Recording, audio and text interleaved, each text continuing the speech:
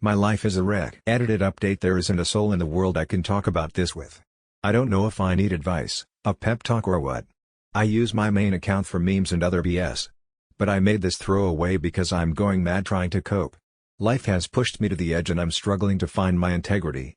Yet I question what actually are the righteous things to do, say and think. I guess to begin I need to explain that I'm typing this in a hospital room.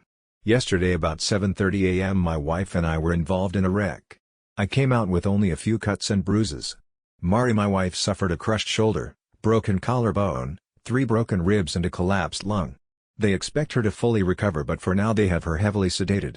Having to type this out on a phone is a daunting task, but at the moment I have the time to push through even if I'm not sure I have the will to do it. I wouldn't be posting in this sub if things were perfect with our marriage, obviously. I just could never imagine my wife being unfaithful in any way. My heart is broken. I feel incomplete, like part of me is missing. And saddest of all, that part is sitting a mere 3 feet away from me. I had felt us growing apart over the last 3 months, but I couldn't come up with a reason why. We are both 34. Mari and I have known each other since we were children. We began dating in high school and all the way through college. She is the only woman I have ever done anything of a physical nature with. Up until recently she could say the same. We married a year after college and had our first child, Michael, a year later. 3 years after my son was born, Carrie, our daughter, began a life of me trying to spoil her rotten. I love my kids more than life itself. If not for them, I'm not sure I would be here right now. They were not involved in the wreck, thank God. They were spending the night at my parents'. We were due to fly down to Florida for a cruise yesterday afternoon. Obviously, that is all cancelled, but my wife decided to go out with her best friend even though I urged her to get home and not drive around in the snow. She swore she and her best friend Rebecca were just going to have a few drinks since they wouldn't see each other for a week. I went to bed and slept like a baby until about 5 a.m. I got up and looked out the window to see my wife's car was not out front, but we'd gotten several more inches of snow. I assumed Mari and Becca got a little too drunk and crashed at her place. I threw some clothes on and got into my SUV. Before I left, I texted Mari to tell her not to drive, that the snow was too deep and I was coming to get her. It remained on unread. I cannot guess how many times I have wondered what would have happened if she'd read the text. I'd still be living a lie. I'd still have a gut feeling, but I wouldn't be in the utter misery I now find myself. I got to Becca's and pulled up in front of her condo. I looked at the message again and it still had not been read. I had actually hoped Mari would read it and be ready when I arrived. But I resigned myself to the fact I'd have to go in and wake her. The front door was unlocked, so I walked in and looked to the TV room to my right. There was nobody passed out on the sofa. Rebecca's bedroom was downstairs, and I didn't want to wake her. So, I took the stairs up to her guest room and opened the door. Then my life ended. I remember walking into the room and seeing 2 heads peeking out from the covers. I remember leaning down to pull the comforter toward me. I even remember seeing my wife laying her head on some guy's shirtless chest. The next thing I remember was Becca, Mari and some half-naked guy I'd never seen trying to pull me off of him. I'd probably be in jail right now if they hadn't. But I honestly don't remember a damn thing. So right or wrong, I don't really feel too bad about that. My wife, on the other hand. Well, that changes from minute to minute these days. When I came to my senses, the dude said he'd get his buddy to the hospital. Mari bawled her eyes out while Rebecca and I screamed it out. I told her and my wife I was leaving, and she had 5 minutes to be in my car or to not bother coming home. She was there in 3. Really not a good idea to be angry driving in snow, even with 4-wheel drive. But it was another vehicle that veered into our lane and forced us through a guardrail. That's what caused Mari's injuries. The car rolled, thank God for airbags. But we lived. The kids don't even know we had a wreck. I haven't called anyone. I probably should have. But this wasn't just a wreck. My life has been wrecked and I'm trying to gauge the damage before I start bringing others into the situation. I'm numb and yet I hurt like hell, and not from the wreck. I feel like I don't even know the person laying in that hospital bed. I want to ask her so many damn questions, but I really don't want to know any of the answers. She obviously no longer loves me. No one with a soul could cheat on someone they love. So, I have to ask if she ever loved me. And now that she has cheated, would I ever want her to love me again if that were possible? I don't know the specifics of when she first cheated. But in my book, the instant she did, our marriage ended. The vows were broken. She ended our marriage, and we are no longer man and wife. I don't need a divorce attorney to nullify my marriage, she's already done that. Therefore I am no longer under obligation to the vows I gave. A huge part of me wants to just walk out of this room. I want to call her parents, Tell them what she did and what happened and then let them know she is their problem again after all these years. We said for better or for worse and I meant it, but we are no longer married. Part of me wants to leave her a note and tell her too bad worse happened to come after she ended our relationship. The only thing that is keeping me in this damn room is my children. I want to see them so badly right now. But I have some scratches on my face and neck. They'd know something happened if they saw me. As much as I feel my wife has defiled herself in our family, my kids need her. I thought I had a life partner. And as horrible as she ended up being, my children need a mom in their life. There are going to be talks I am not qualified to have and wouldn't know where to begin. There are going to be injuries that need kisses instead of being told to walk it off. I'm a damn good father, but I can't be a mother too. Please someone help me. How can I sit here and look over someone who has stabbed me in the back so cruelly? Should I call her parents to come? What do I tell them? I really don't want to be here, especially with her parents. If I don't tell them what she did, they are going to know I'm pissed off. What in God's name do I tell my children? Yeah, I can tell them we were in a wreck. But I'm not the kind that can fake emotion. Obviously, my wife does it with ease, but when I loathe someone, it shows in my face. They will know I am angry at their mother. How the hell did my life come to this? I already know I need to see a lawyer. I've figured that much out. But how do I handle this? It took so long to get approved that I didn't think my post had posted. I just started getting notifications, so I am sorry for not responding sooner to people that made comments trying to help. Update: for whatever reason I could not respond to questions from my first post. It may have something due to this being a throwaway account. But I could reply to comments, but nobody could see the replies but me. I tried posting this update in the Infidelity sub last night but had issues. Hopefully the same glitch doesn't happen with this update, and I can give feedback for others to better assist me. My apologies to anyone that did leave a response. It was appreciated and helpful. After my initial post that day, I decided to stay one more night in that hospital room. With the Mari sedated and the lights out, I laid back in the recliner looking at the ceiling, listening to the medical machines. I laid there wondering how the hell my life had reached that point. Part of me felt like I was giving her undeserved mercy just being in the same room, yet part of me loved her. I didn't want to feel that love. I actually felt weak for having any positive feelings for her. Over and over in my mind I kept realizing there was no fixing things back to the way they were. It was as if some natural disaster had taken the life we built and destroyed it. I cried.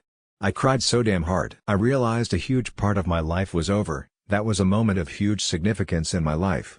When the nurse came into the room to take blood the next morning, I excused myself. When Mari woke, she saw me heading out the door and called to me, but I acted like I didn't hear her. I went and got some breakfast. I haven't had much of an appetite since finding out. I tried to kill some time eating and scanning through my phone. There was a text from Becca asking where Mari was that I left unread. I decided at 7:00 a.m. it was late enough to knock on her parents' door. Her dad was always an early riser. I planned to talk to him first, and if he thought his wife needed to hear it he could wake her. I saw smoke coming from the wood stove in his workshop out back, so I knocked on the door before entering. He saw the scratches on my neck and bruise on my cheek. I explained there had been an accident, Mari had gotten the worst of it, but we needed to talk. I think he assumed I meant about the accident, so he woke my mother-in-law to hear what I had to say. We sat in the kitchen as I explained how going around a curve a car in the oncoming lane veered into our lane. Having the heavier vehicle in all-wheel drive, I managed to keep us on the road until we hit the guardrail. The passenger side door caught one of the vertical I-beams mounted in concrete. Even with side airbags, Mari hit hard. She sustained lots of injuries, but I told them she was stable, and they expected a full recovery. They both cried knowing their daughter had suffered but would still be around for them to love. As soon as they insinuated, they would be around to help me in any way they needed to assist me looking after Mari. That was when I stopped them and explained the wreck wasn't what I'd come to tell them. They looked confused as I explained waking up that morning and sending a text to head off in the snow to make sure my wife was okay. I told them about walking in on their daughter and some guy I'd never seen and unconsciously beating him over and over. They were both shocked. Then I told them what room she was in at the hospital, explained I always wanted them to be part of the kids' lives so I hoped they could remain friendly with me. I told them my dad was looking after them at the moment. But I was divorcing their daughter as she had broken our vows and was no longer my wife. I was leaving their place and driving to my dad's to tell the kids about the wreck. I was also going to tell them we were splitting up and wouldn't be together anymore. I wasn't going to tell them their mother is a cheater. I told my former in-laws that while I hated things had to end the way they did, at least I could say I wasn't the one who destroyed our marriage and my life. They tried to tell me I shouldn't be so hasty, she made a mistake, And the usual lame excuses. I just smiled and told them I'd loved having them as in-laws over the years and walked out.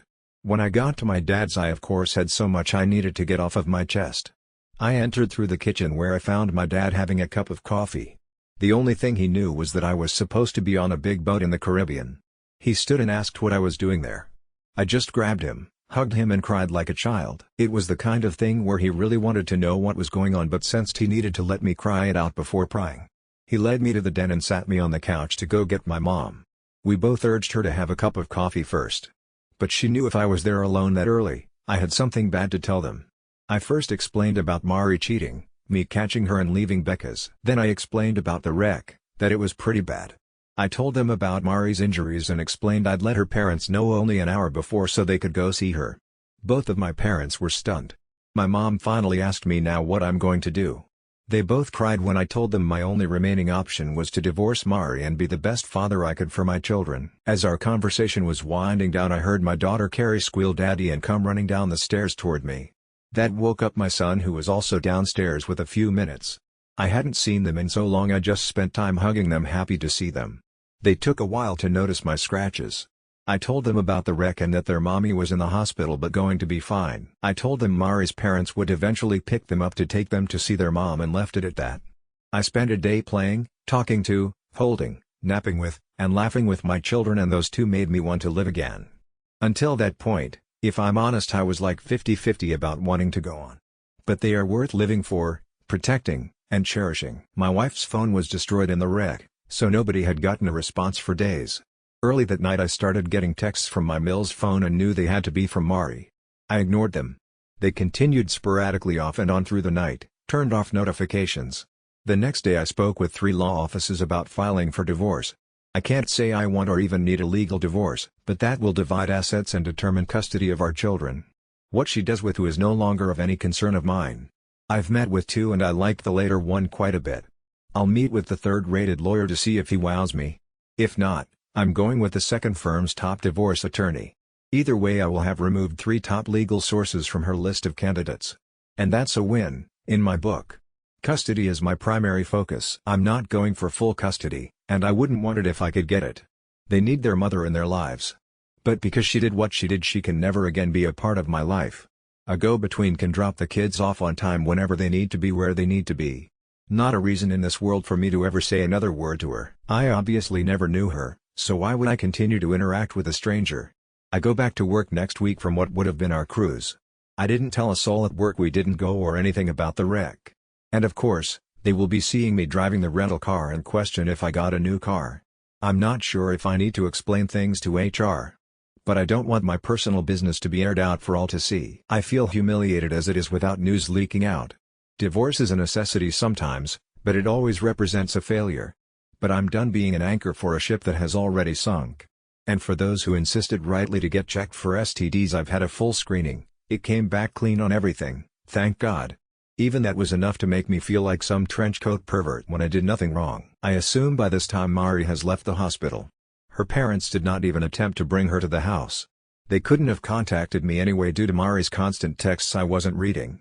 As soon as I can get divorce papers filed and her served, I can be done with the biggest mistake of my life. Her actions invalidated all of that time. If I had to do it over again, I would now not do it again. I would choose a life with someone else, anyone else who would actually be faithful and loyal. Her greatest asset is what she intentionally threw away. The ability to be trusted. From having someone to call your own to being all alone. That's what I'll miss. But I know all of that was a lie and I meant nothing to her. People will swoon over a beautiful lie and repel an ugly truth. I'm not one of those people. A lot of people wanted the dirty details of who my wife strayed with, why and how long it had been going on. I'm sorry I don't have that information to share. But I really don't want to know. Outside of a person literally putting a gun to your head, there is no excuse to cheat. Beyond that, when you have made a life bond you have sworn to uphold and make the decision for the other person to ruin it, you are vile. I wish to God I'd never met her and had taken a chance on someone, anyone else. She had no right to give me a life and then take it all from me against my will. The man I was before her betrayal will never exist again. The woman she was never existed, and the life I had is a facade in ruins nobody wants to live in. I want to call her parents, tell them what she did and what happened, let them know what happened, and then let them know she is their problem again after all these years. Do it, just do it. At some point you will have to anyway. Tell them everything what happened. They need to take care of her because you are physically mentally exhausted. Dude, what are you waiting for? Don't sit there and look over. Stop grieving. It's time to protect yourself. You don't know for how long it's been going. Gather evidence. Talk with Becca, record it with phone VAR, check wife's phone mail. Lawyer up and find what's your options. Get STD test. You may need a therapy too. Update my life is a wreck. Previous post stories comments I ask my life is a wreck. Not only am I not sure where to begin, I'm not even sure what to say when I do. I guess the first thing is to tell everyone I did manage to get a very good lawyer. Her firm in general is rated the highest at representing men in divorce cases in my area. Instead of passing my case off to someone else on the legal team, she took on my case as her own. Everyone at the firm has been kind and supportive. I can tell they don't just care about getting their retainer and payoff. Nadia, my lawyer, has done everything she can to help me with my well-being and sanity. After agreeing to take my case, we went over the usual forms I needed to fill out. I listed property and all bank account info as well as ballpark estimates of what Mari and I make income-wise. After explaining about the wreck and what I saw just before it happened, she asked if I'd had an STD panel. I explained that I had, and everything had come back clean. She then asked if I had documented the infidelity with pictures or video. I told her I hadn't been thinking rationally enough at the moment to do that. She phoned up her firm uses and set up a meeting between he and I the next day. I live in an at-fault state. So, while I knew Mari was unfaithful, I needed actual evidence for the divorce to go my way. We set up one of her staff to be the go-between for me and Mari's dad as far as communication goes and to arrange drop-offs. I got her aide to go ahead and notify my soon-to-be ex-father-in-law that my ex could have the kids that upcoming weekend and following week. Nadia then asked if I had arranged therapy for me and my children. I explained I was due to have my first therapy appointment that week. But as the children had yet to be told anything, I was holding off on that. She told me as soon as I felt they were in need of any professional attention to let her know. She had several therapists she could recommend. She expressed what seemed to be sincere condolences I was having to go through all I have and will. I tend to dislike lawyers, but I do think I might have found one with an actual soul. She gave me a list of things to collect and do before our next meeting. Many of the instructions were identical to the advice users post here. So, when she told me to drop by the drugstore to get 2 DNA kits, I thought nothing of it. I knew it was standard protocol. When I got home with the kids that night, I did the cheek swabs for me and them. I sealed everything up and mailed the kits off after taking the kids to school the next morning. 2 days later was Friday and the go-between dropped the kids off with their grandfather for the weekend that morning. I went to work, and I was just coming back from lunch when I got an email notification from my personal account. I could see it was 2 emails from the lab, so I waited to get to my computer to view them. At my desk I opened the first email and clicked a link. The results said my son Michael is in fact my son. I opened the other email and clicked the link. I read what it said. I read what it said again. I couldn't really say anything, I just started shaking my head. I knew I had to get out of the office before breaking down. But I managed to do screenshots of both results and email them to myself as photo files. I went to my car and began bawling as the realization my daughter Carrie was in fact, not my daughter set in. I can't imagine having an arm cut off would hurt much more than losing a daughter. It honestly felt like my soul had been taken from me. I don't know any other way to describe it. I didn't know who to call. I just sat there crying and wishing like hell I could wake up from my nightmare. I downloaded the 2 files from my email account and texted the pics to my lawyer. Within 20 seconds Nadia called asking where I was. Work was all I could manage to say. She told me to stay there and someone from the firm would be there in a few minutes. I ended the call and opened the door. I began to vomit uncontrollably until I was dry heaving. By the time I managed to stop puking and feeling dizzy, one of the paralegals arrived to pick me up.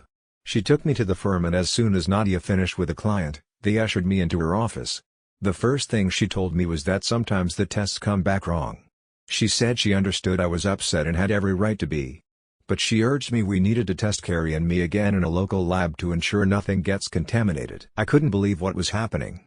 Even after catching Mari cheating, I just assumed the DNA test on the kids was a formality. I would have never thought my wife would ever be unfaithful. But imagining she was capable of having some other man's baby, if true, who in the hell did I marry? I couldn't even confront Mari if I wanted to. I didn't have concrete proof. Yet I couldn't imagine if the results confirmed what we highly suspected, how she and I would ever have that conversation. One of the ladies in the office at the firm had a blood pressure cup and checked mine to make sure it wasn't at dangerous levels. It was elevated and I did feel like I was close to a panic attack. Yet I was numb and in shock at the same time. I wondered what was next. I struggled to grasp my little girl might have never been my little girl. At that moment I was so glad the kids were staying with their mom.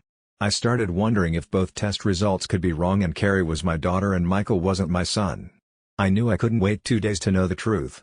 So, the go-between set up a time she could pick Carrie up the next day for a few hours and take her back to Mari's parents. We did the test in a sterile environment and by trained medical staff. There was no mix-up. I am not Carrie's father. It still took a day to get results and she was back with her mom by the time I got them. But I cried even harder the second time and I'm so glad Carrie wasn't there to witness it. I sent the results to my lawyer, and she called to check on me. She urged me to seek out family and not go through things alone. I got into my car and drove to my dad's crying the whole way.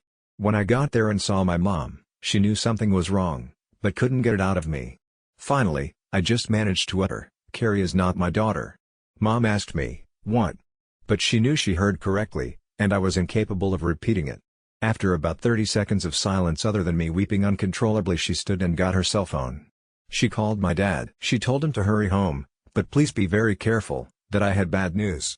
I could tell my dad wanted at least a hint at what could be so bad. She just urged him to be safe and get home as soon as he could. He arrived in about 20 minutes and we all just had a long cry for hours. I'd console my dad. He'd console my mom. They'd console me. But we were all inconsolable. They of course asked me about Michael, and I assured them he was mine. They both expressed relief and then felt badly for being relieved to only be losing one grandchild. They asked me what I was going to do. I told them I didn't know. The only thing that was certain for me at that moment was that Carrie would never want for anything she needed and most things she wanted. I didn't even care about potential required child support at that moment. She was going to be taken care of. As horrible as I was feeling for myself, I felt even worse for Carrie, being totally innocent. Did I want custody of her? Could I get custody of Carrie even if I wanted it? I began to wonder if Mari knew or suspected. I suddenly wanted some damn answers. I met with Nadia after work Monday, and she told me she'd met with a private detective hired to follow Mari. Due to the wreck, she hadn't been out of the house to cheat anymore. So, I wasn't surprised he didn't have recent evidence. But one of the things Nadia had me bring was Mari's old cell phone from out of a drawer at home. He was able to get in and access nearly every app as if he were on her destroyed phone. He found nudes sent and received to and from various guys. Tons of messages and intercoursing with enough admission of guilt in them to sway any judge. I was asked if I wanted to see any of the pictures or read the texts. I declined. But Nadia and I did need to plan how I was going to confront Mari about Carrie. She thought it best to do it in her office if Mari could be talked into it. She called Mari's mom's cell in front of me. I heard Mari's voice for the first time since I left the hospital. Nadia got straight to the point and told her she needed to meet with me to explain a few things. My ex declared she'd been waiting and wanting to talk. She was asked if her lawyer could be contacted. Mari said she didn't have one but said she was willing to come the next afternoon to talk.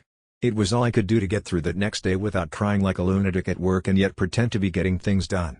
I was barely able to keep lunch down, but I left at 3 and headed to the firm feeling nauseous. I arrived first intentionally. I wanted her to be forced to enter, sit on the side away from the door and unable to try and approach me. I was scrolling through pictures of our perfect family that never existed when she came in. She needed assistance walking and was still in 2 casts from the wreck. I didn't have to worry about her trying for a hug. I thought she might be playing it up for sympathy, but we did have a bad wreck. I finally wanted her just to sit the hell down so I could ask her to explain herself. Once we were all seated, water was offered and the meeting began. My lawyer started by asking Mari if she minded us recording the meeting. She was fine with it. As soon as we started recording, my soon-to-be ex-wife began to try and apologize. I bluntly interrupted her and asked her point-blank how many men had she cheated on me with and when did it start? There were enough confirmed hookups from the pie to know the guy I caught her with wasn't the first by a mile. She didn't know what we knew, of course. And I guess to reduce the severity of the incident before the wreck, her plan was to only admit to what she knew we knew. I asked her again, rough estimate, how many men she had slept with since our son was born. Giving that specific time frame seemed to give her a minute's pause, but she kept trying to act clueless. She still thought it was all a game at that point and I was losing my cool. Nadia put her hand on my shoulder and gently pushed me back away from the table. She looked at Mari and asked if I was a good father. She quickly gave me a glowing review saying she couldn't ask for a better father to raise her children. I wanted to stand and flip the table at the way she stated her children. Nadia then asked her if the other father of her child was going to be a good dad too. As Mari was asking what other father she was talking about, My counsel slid the paternity results for Carrie across the table. As much as I have hated what my life has become since discovering her cheating, I needed to be there to see her reaction in person. She was obviously shocked to know Carrie isn't mine. And she tried to hit me with the whole, "You're her father who has raised her," and I had to shut that down. I asked her who Carrie's father is. She looked down with a hint of shame, and I thought she might be protecting someone. When she said she didn't know for sure who Carrie's father is, Mari saw me truly break down in tears for the first time. I just couldn't take it anymore and lost it. Mari was crying but asked to try and explain.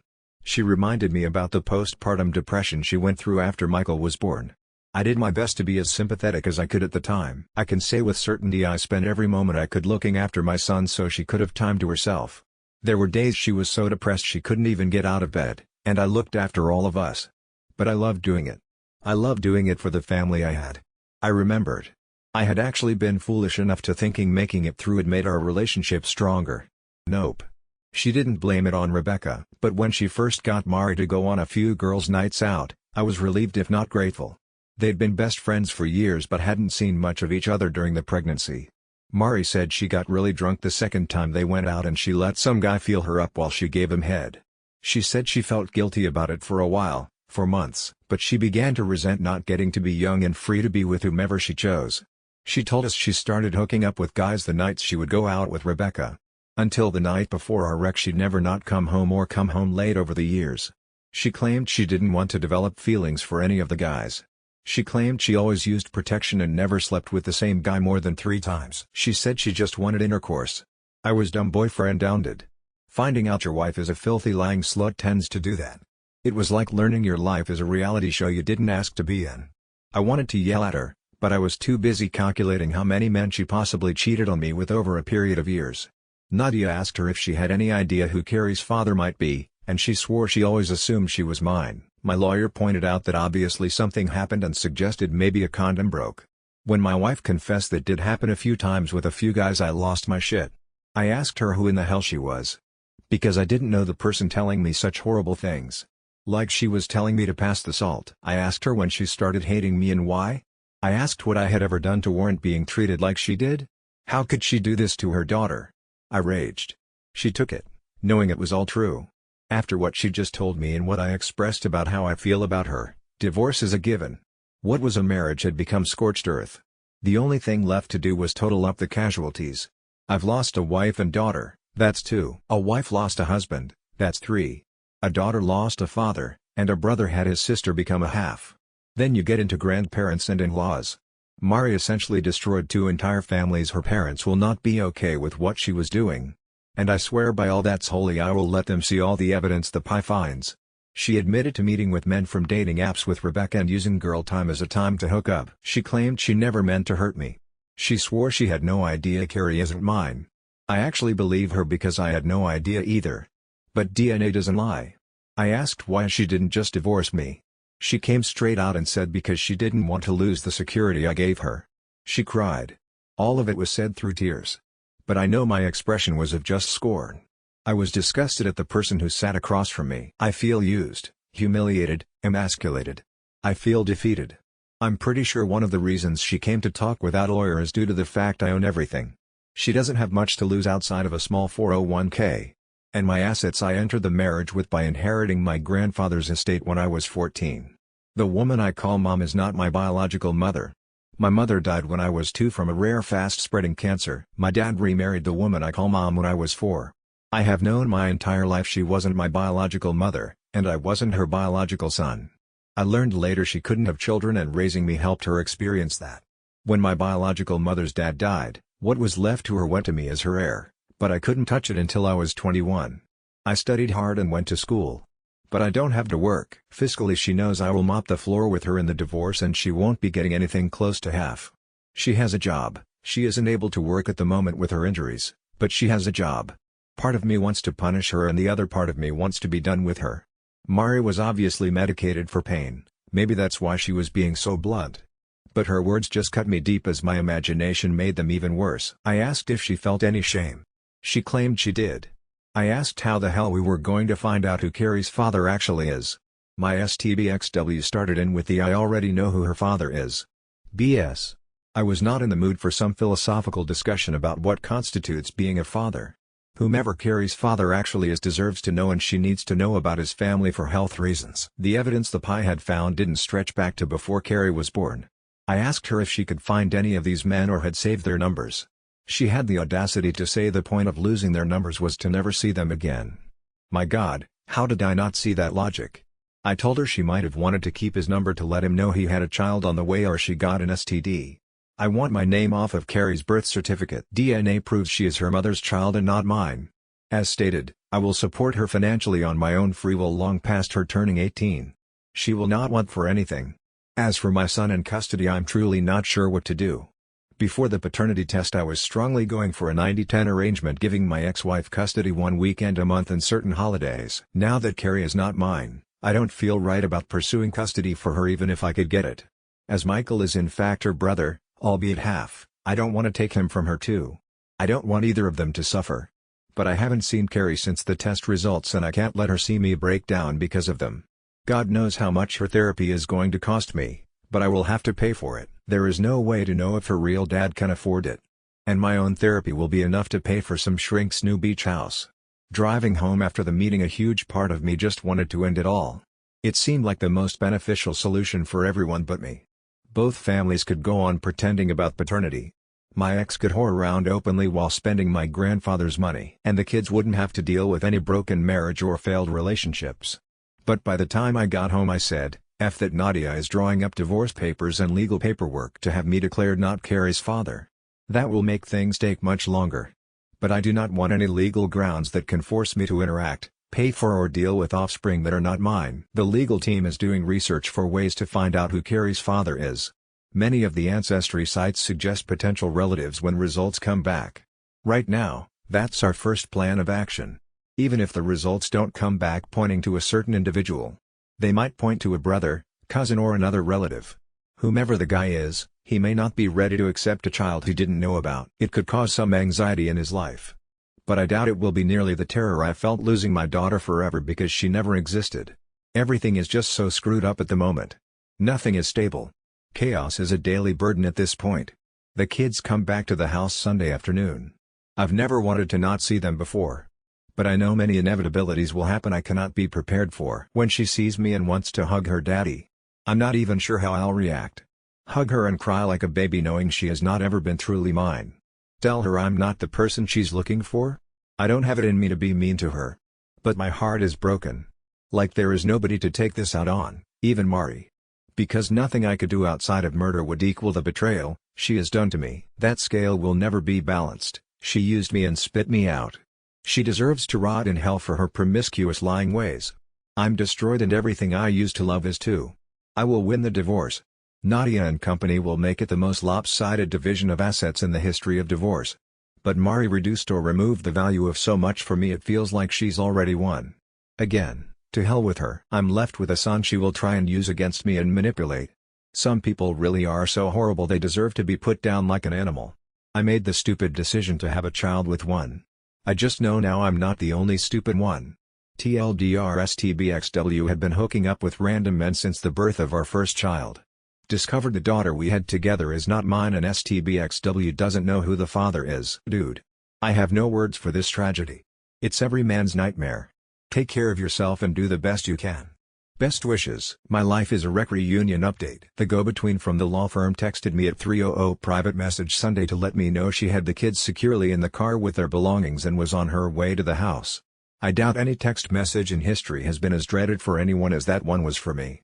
What made it all the more tragic was the fact that weeks before, I would have smiled and anxiously awaited the text. Suddenly a reunion I would have been yearning for was something I dreaded. I had no plans to mention divorce, paternity, or any issues with the kids. As much as I tried to prepare myself, I knew I wasn't in the state of mind to bring any of that up. My goal was for things to go as normally as they could, like the other times they stayed with grandparents while Mari and I were on vacation. That's what I wanted. I knew reality was going to be something completely different and I had little control over any of it. Jessica, the intern from the firm, pulled into the driveway. I watched them pull up from the front bay window. I walked outside and down the steps as the car pulled to a stop. I was smiling as I approached the passenger side of Jessica's car. As soon as I saw Carrie in her car seat beaming a huge smile at me, I started crying. Oh, I was still smiling. You couldn't have knocked that damn smile off of me with a 2x4. I just hoped if I maintained a smile, it might convince the kids and myself everything was okay. Wish I'd had a plan B. As soon as I could get her out of the car seat, Michael was by my side and I grabbed he and Carrie and just hugged them. I told them I missed them. That was really all I could manage to say. I just kept crying. And people can hate me all they want to. God knows I've gotten some hate-filled messages privately and publicly. But it all felt different. It did not feel the same as the day I hugged my children goodbye. I want to say it did, just to get the people who think I'm a loathsome wretch off of my back. Maybe part of the loss I was feeling was over the family unit we all used to know being destroyed.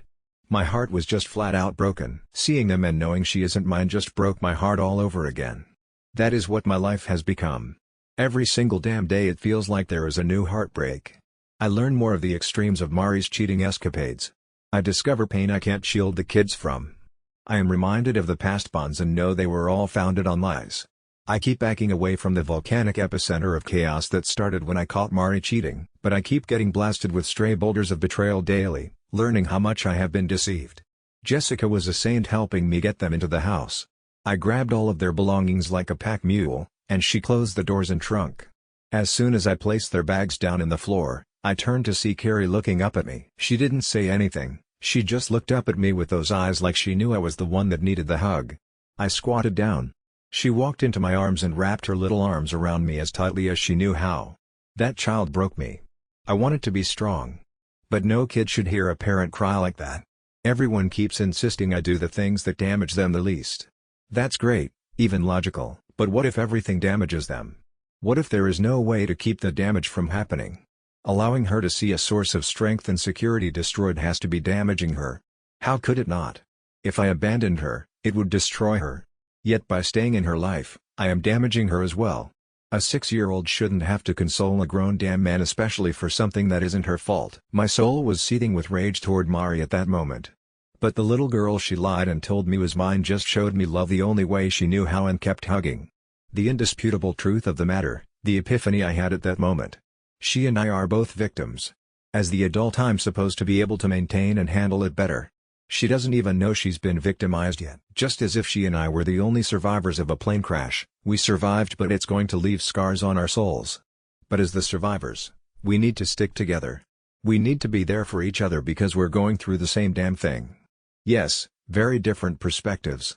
But at that moment I was feeling the loss and yet sparing her much of the pain by taking it upon myself. I have been looking at this as Mari taking my daughter from me.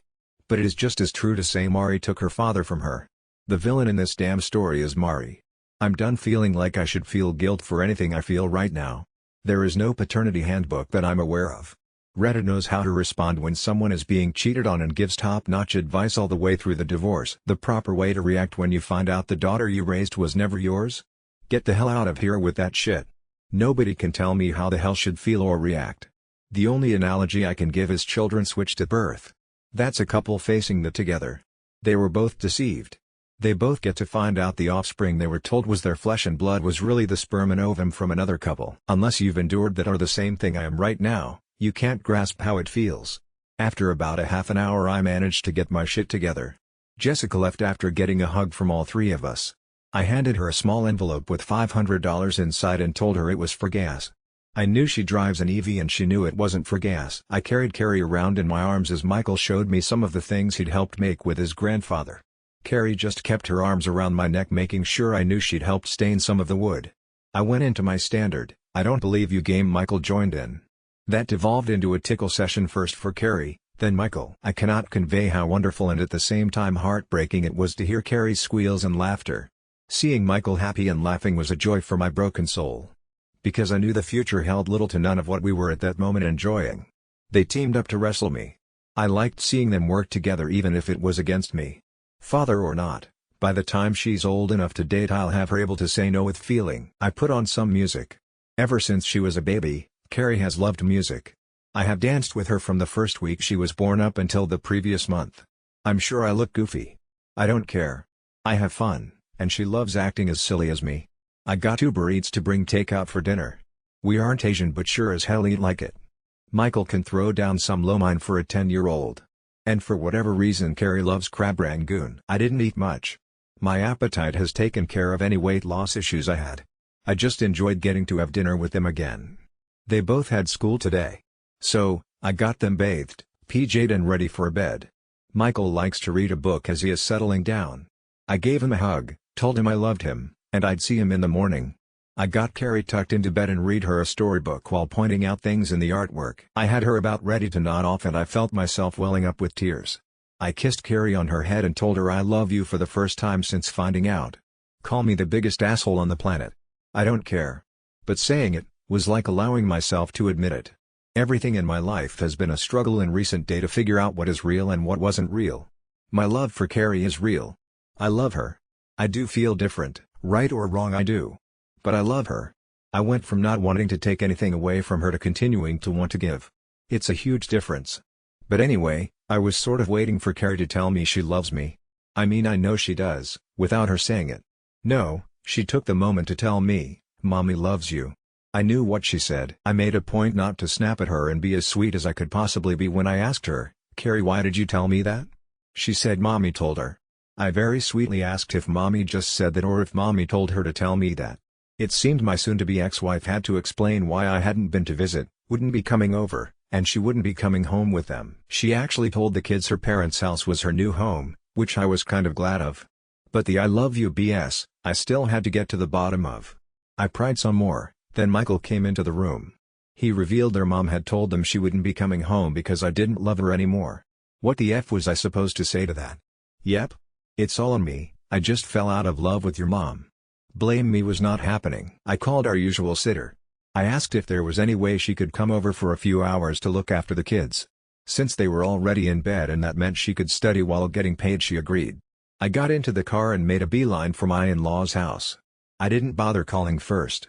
When I got there, I knocked on the front door and asked to see Mari. Her mom led me to her childhood room where she was recuperating from her injuries. I turned to her mom and placed my hand on the doorknob before telling her Mari and I needed to chat. She sensed I was a little on the pissed-off side. So, she scurried out of blast radius. As soon as the door was closed, I asked just who the foo she thought she was trying to pin our split on the fact I could never love her again. She said it was the truth. I told her perhaps, but the reason I could never love her again is the fact she is lying, deceitful, worthless, promiscuous, lying, whore. Way to deflect blame on her little role in everything. She then said she's already tried to apologize but I didn't want to hear it. I exploded.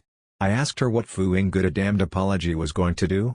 It wasn't going to undo the damage, and it wasn't going to keep the damage from happening. And in spite of all of that, I didn't believe she was truly sorry for what she'd done. I asked her how she could manipulate two innocent children to make me look like the bad guy if she had any guilt. I asked her at what point I became the bad guy that destroyed our marriage. Without missing a beat, she told me when I didn't give her a second chance. Not going to lie, I stopped her and asked how much pain medication she was taking and if she was drinking alcohol with it. That was the only logical way I could see her thinking a worthless lying tramp deserves a second chance, mercy, to be treated with dignity and respect. Nope, she lost all of that by her own actions.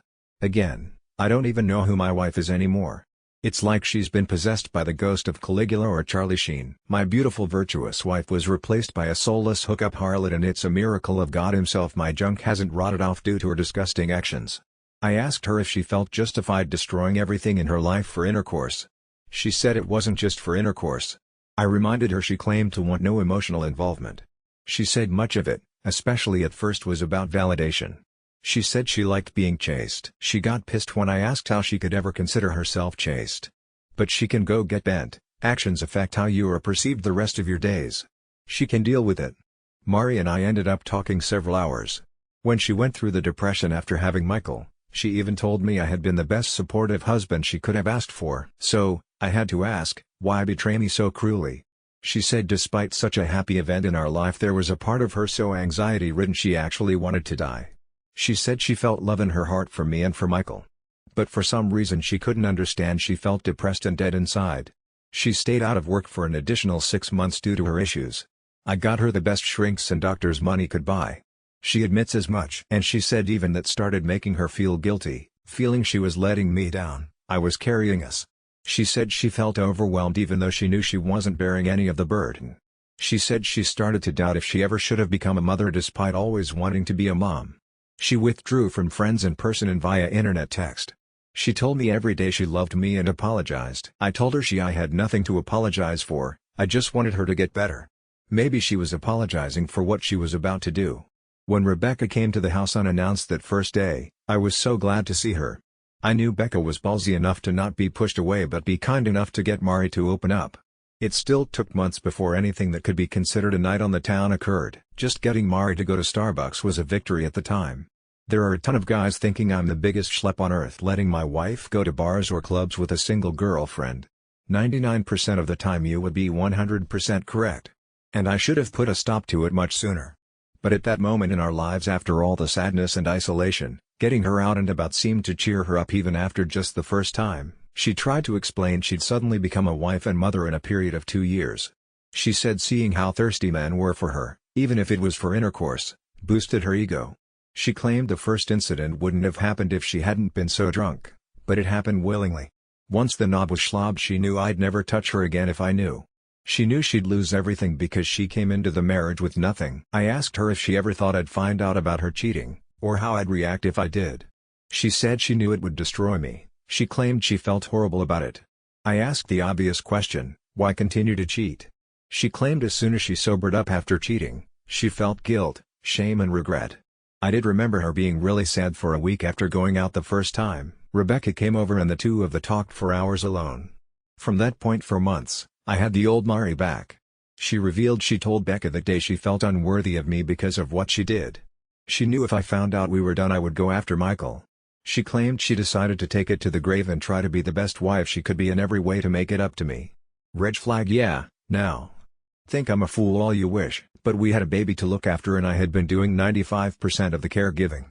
Overnight I got my wife back. At the time I would have been stark raving mad to think that was a red flag. It was a damned miracle at the time. Within 2 weeks I was back working part-time, then full-time once Mari was fine as a psalm.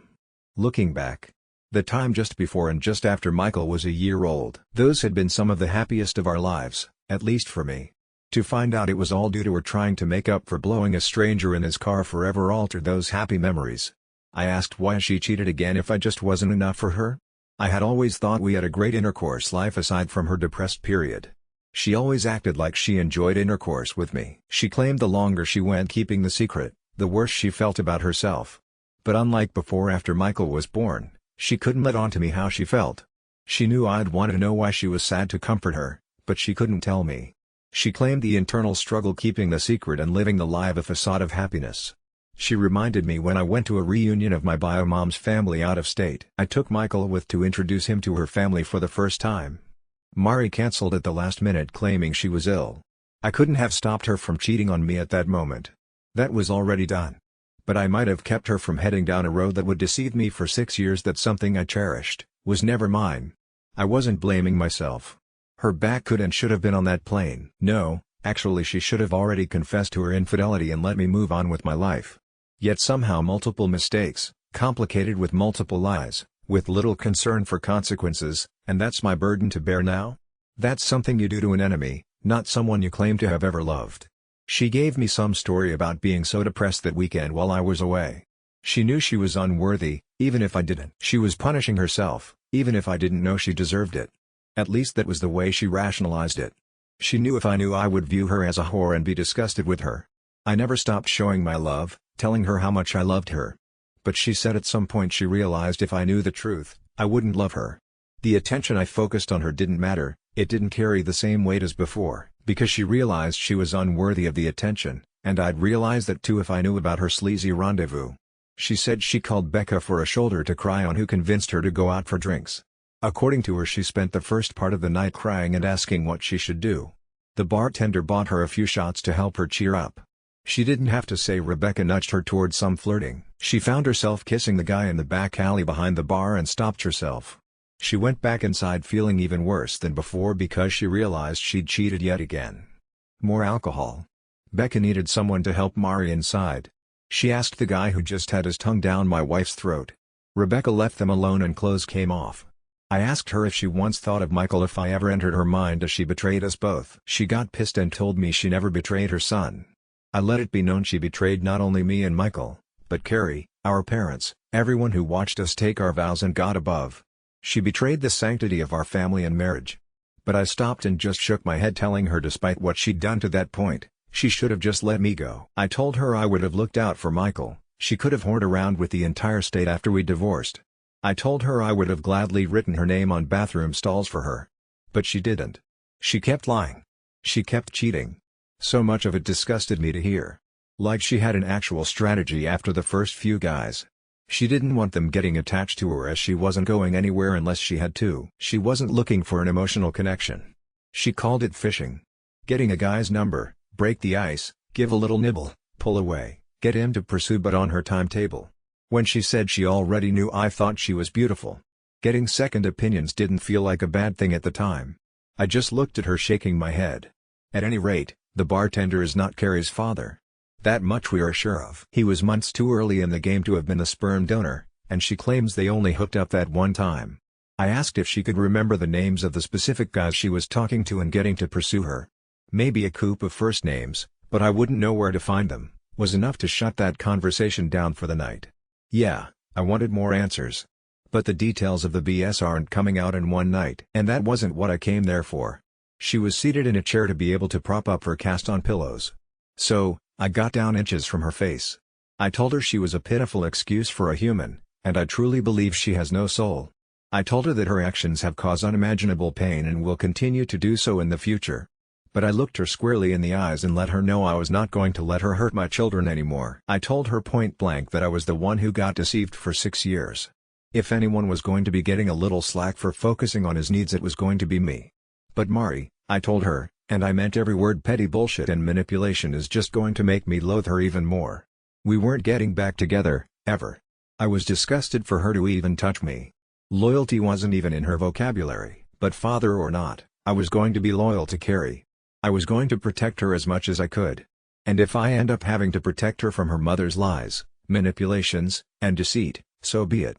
I told her Nadia has friends that would love a new BMW for getting her declared an unfit mother. I went there. It was a threat. And I meant every damn word. I told her if she had things to say, she could say them to my face. Getting Michael or Carrie to relay things their mother said was not happening ever again. Carrie was to know little to nothing about any details of our divorce and for right now paternity. But when the time came to tell her I would be the one who would break that news. It would be me who got to explain how her mother victimized us both, but we survived together. There was no way in hell I was allowing the person who destroyed so much for us both get to downplay it or blame me. That horrible news wasn't coming anytime soon for her as far as I planned, until the need arises. And I'll decide when that is. I pointed out she doesn't have a lawyer and let her know the kids would be staying with me for at least the next 2 weeks. She needed some time to reflect on not only the entirety of her betrayal, but her cruel manipulation that will only hurt Carrie. I'd let her know when she'd earned the right to be a mother again. There wasn't much she could do. I had the kids. She's in 2 castes. Let her live with some loneliness. My God, I've made mistakes in my life. On the drive home I kept wishing somehow, I could have just known how things would turn out. And this is the biggest struggle of my life. I hope it is the biggest struggle I ever face. But so much has been destroyed. The sham marriage I was living needs to be torn down, ground into dust and the soil tilled with salt. But there is no reason to hurt a little girl who at the moment is blissfully unaware at the battle between her mother and her daddy. I want it to stay that way. Those children cannot see us together. When Mari and I are in the same room, the entire aura oozes venom. That's beyond toxic for us. I'm not subjecting the kids to any of it. I will not fight her in front of them. But I swear I will put her in her place and call out the slightest BS. I'm sorry this has been long. I just feel like every decision I make has 1,000 ramifications. The man up, DNA doesn't matter. People need to understand that hurting Carrie is the last thing I want to do. And I have every intention of being not only in her corner, but fighting for her. I don't know how this shit is going to end. But me and that little girl got shafted by the same person. A person that I refused to let damage her the way she damaged me. Not happening. And no mother fooer is coming around my daughter until I allow it. That won't be Mari's decision either. If I check his background and meet him, I'll make that call if the day ever comes. Until that point, my son Michael, my daughter Carrie and I are weathering a storm. I've managed to shield them from what's coming. I will shield them from as much of the shrapnel as I can. But our souls are all going to bleed a time or two before this is all over. This carnage could have been prevented, but once the bomb goes off it can't be avoided. I'm sorry for venting. I intended it as an update only. But this is all too much sometimes. I am in therapy 2 times per week. Not sure it's helping. But it's early on, with the shrink, so I'll give it a few more sessions. I have to get to bed. So, I will post this and let it be. I won't post again for a while. It has helped to verbalize some of what I've been feeling. So, thank you. I just need to focus on my healing and making this transition in life as seamless as I can for the kids. Thank for all the direction and encouraging words. Many have been a huge help. I promise to return the favor and try to help others here someday. Just not today. TLDR, I love my daughter, my heart is still broken, but I do love her. My STBXW can rationalize anything, but I let her know face to face she couldn't be manipulating my daughter or the situation. Edit original links stories comments Siesk my life is a wreck stories comments Sposk 1 update my life is a wreck. Take everything from her in the divorce, go for full custody for both your kids. If you find Carrie's speed donor, evaluate his character and decide if he is decent enough to a visitation. But take everything back from this lying soulless monster who destroyed your lives. My life was wrecked. Previous links and TLDR at the bottom, though I'm not sure where to begin. I don't want to leave anything out. I do have a sense of what I hope to convey when I'm done. It's just very hard to discuss any one aspect of my situation that doesn't branch into other parts of my life. If this sounds disjointed, forgive me, but this will be a long read, because the life I was living has been gone long enough to the point it feels like that was all a dream I woke up from. The best analogy I can give is that Mari cast Michael, Carrie, and me in a tawdry reality show against our will and without our knowledge. The show got cancelled, the facade was revealed, and we're left with the cold reality of our collective reality. Not a day goes by that I don't think about how happy I was in my old life, but now, knowing it was all a complete and utter lie built upon lies, I wouldn't want it back. The biggest news I need to share is that I am no longer legally Carrie's father.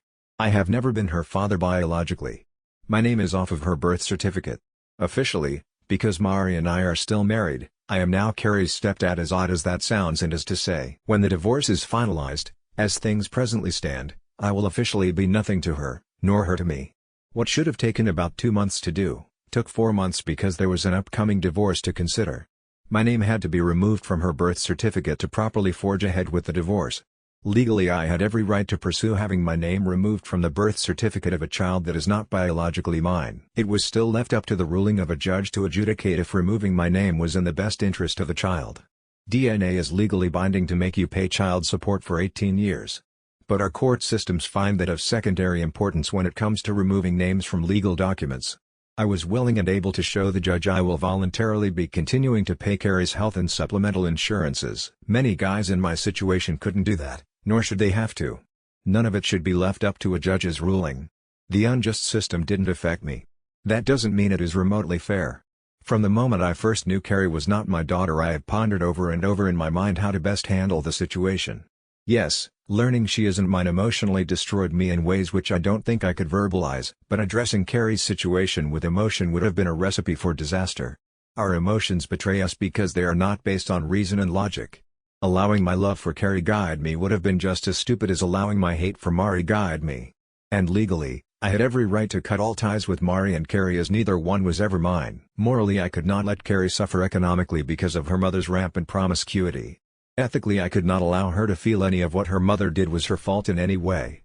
At the end of the day, and after a lot of soul-searching, I came to the realization she and I were both victimized by Mari.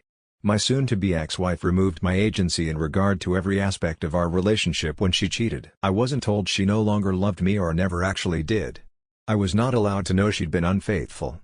I wasn't informed I was no longer her one and only. I was kept from learning she conceived a baby with a stranger and had me raise that child as my own for 6 years. Carrie didn't get a say as to whether she would have chosen me as her dad. She never got a voice to tell her mother what she had done to us both was sheer evil. I wanted to give us both a voice. The day after my name was officially removed from Carrie's birth certificate, I filed petition to legally adopt her as my daughter. That had been my plan all along. Once I could be certain just seeing her wouldn't be a reminder of her mother's betrayal. I just had to know that one thing to be sure. And I couldn't know it until I saw her face to face, after learning she's not my biological daughter. If seeing her had felt like the slap in the face her mother gave me when I caught her cheating, I couldn't have done it. People are free to think I'm wrong for feeling that way. Fragile masculinity, I believe, was the term a toxic feminist used toward me when I wasn't sure how I'd react seeing Carrie again. If I had totally abandoned Mari and Carrie, which I had every legal right to do, I still wouldn't be in the wrong. And I won't pretend that keeping Michael in my life didn't influence my decisions, since Carrie is his sister and Mari is his mom. He's a good big brother and she loves him. That fact mattered in the choices I have made. But Carrie is my daughter. No, it is not to the same extent as Michael is my son, because he is blood related.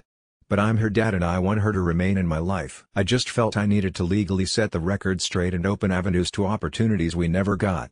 On the surface, it seems like pointless legal actions to get right back where I stood. My marriage was a lie, the relationship I had with Mari was a charade most likely from day one.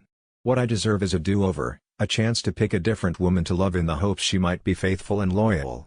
But I can never have that. I can never know what might have been, even if anything I could have done would have been better than to marry a disloyal harlot. The kids won't learn the details of their mother's promiscuity and betrayal for many years. But I want them, particularly Carrie, to eventually know my struggle to keep it together and protect them. I want her to understand that as much as I despise her mother, that I gave myself the option to choose or not choose her as my daughter. I chose Carrie. When the judge asks that poor innocent little girl if she wants me to be her daddy again, I want her to say yes without a thought. Only years from now will she grasp that she truly chose me to be her dad. She had options too. We were thrown together and had no say in the matter, but I'm doing everything I legally can to adopt her as my own flesh and blood even if she's not. One day when she's an adult and realizes I gave her the chance to be free of me and she didn't take it, I want her to smile. I want her to know I didn't have to be her dad, I chose to be her dad. In a way that makes our bond stronger than blood. There are a few people I'm related to I'd rather not be, but I didn't get a say in that matter. Carrie and I chose each other when we both could have bailed. She knows I love her, and always will. It's been hard to function just taking one day at a time just to get through the hell that has become my life. It's draining. But I have also pondered on how I want the kids to perceive all of this, years after the fact, when they are adults. When they learn of their mother's activities, how I caught her, and what I uncovered, I want them to be revolted. When Carrie understands I didn't owe one penny toward continuing to raise her but did it anyway, I want her to feel grateful. When she understands that her mom put us both in an impossible situation, but we made it through together, I want her to be happy we made it. When they both realize their stability could have been totally destroyed due to their mom, but I held it all together for the three of us, I want them to understand at least part of my sacrifice. There won't be any revisionist lies being told 10 or 20 years from now. I know their mother is a worthless, selfish, wretched excuse for a human being. One day, they will know that truth too, and I hope they both shun her from their lives for what she did. But that will be for them to determine when truth is revealed. All I can do is remove Mari from my life in every way possible and keep living. What happens to her is of no concern to me. The kids are all that matter now. Quite a few people messaged me asking how I handled Mari, telling the kids we could never get back together because I could never love her again. The very next day after school I took them both out for ice cream at a local park. Michael seemed resigned to the fact I don't love their mom but didn't like it. Carrie didn't like hearing that I don't love her mom, and me telling her that her mom doesn't really love me didn't help. There was a lot of crying and confusion on their part. I was sure to tell them without a doubt that their mom genuinely does love them, and I love them more than anything in this world. But they needed to hear the truth and face a reality none of us asked for. I told them I know they both love me and love their mom. That was really all that was important. Carrie asked me why I don't love her mother. I wanted to be as honest as I could be with her. But I didn't think there was any age-appropriate way to tell her that her mother is a batshit crazy whore. Telling her that her mom lied to me and hurt me was all I could come up with. She hugged me to try and console me. It nearly broke my heart, considering she had things to be consoled over she didn't know about yet. Michael asked me what was going to happen concerning the divorce. I told them that they would live with me, and I'd look after them in their home during the week. I explained a court would figure out what weekends they would stay at their grandparents' house with their mom. I promised them their mother and I would keep our arguing between us from that point forward. I explained she and I had a long talk the night before, after they got home. Carrie said she wanted her mother to stay with us. It hurt me to tell her that was never happening ever again under any circumstances. But she had to be told. She said her mommy had said she wanted to come back and stay with us. I looked her straight in the eye and told her I have no doubt their mom would like to keep staying with us. I told them both that it was impossible for me to explain at that time, but their mother had betrayed all three of us. I said they weren't old enough to understand at that moment. But I promised one day I would tell them exactly why I felt their mom didn't deserve to live with us anymore. Carrie seemed to accept that more than Michael, oddly. He began to ask how old he had to be to know what his mom did. He didn't like it when I told him it had nothing to do with age but instead a maturity level. He said it was a cop-out. I didn't argue with him. I said I wanted them to love their mom and treat her with respect. because as far as they know she has done nothing wrong to them. They will know someday. I will leave letters to them in my will if I have to, just in case Rebecca is banging some ex-con who is willing to kill me. Barring that, I will tell them myself when they are old enough, knowing it will negatively influence their opinion of her. I have a feeling they will soon see a version of their mother that will do much of that for me. One day they will know what she did to all of us, but we stuck together and made a decent life for her three biggest victims. I'm not capable of faking it in front of them and acting like their mom means anything to me. Their mother is completely repulsive, in all ways. If she died, I would not shed one tear for her vile soul as she splits hell wide open. She deserves it. I hate her for what she has done to me and the children. I hate her for what she has allowed herself to become. I hate her for the stress and tears she has brought to our extended families. She deserves no forgiveness, chances, and least of all compassion. I don't consider her injuries in the wreck karma, just pain and suffering she deserves. True karma would have figured out a way to not ruin my car and would have done a lot worse than the injury she got. I heard through the kids their mommy was having pins removed from her shoulder the next day. I didn't tell them I hoped they used a strong electromagnet to do it, but it was hard not to. A few weeks after our talk, the kids came home from their grandparents' house with a letter via my son. It was sealed in an envelope with my name on the front. I couldn't throw it away in front of the kids, so I just placed it on the counter with the junk mail. After I got the kids to bed, I passed by the letter and decided to read it. Mari started out apologizing to me for hurting me. Claimed she never meant to let things get that far. Forgot who she was and wanted to be. She apologized for hurting the kids. As much as I despise her, I had to give her credit. If she'd stopped there, I might have given her a bit of respect.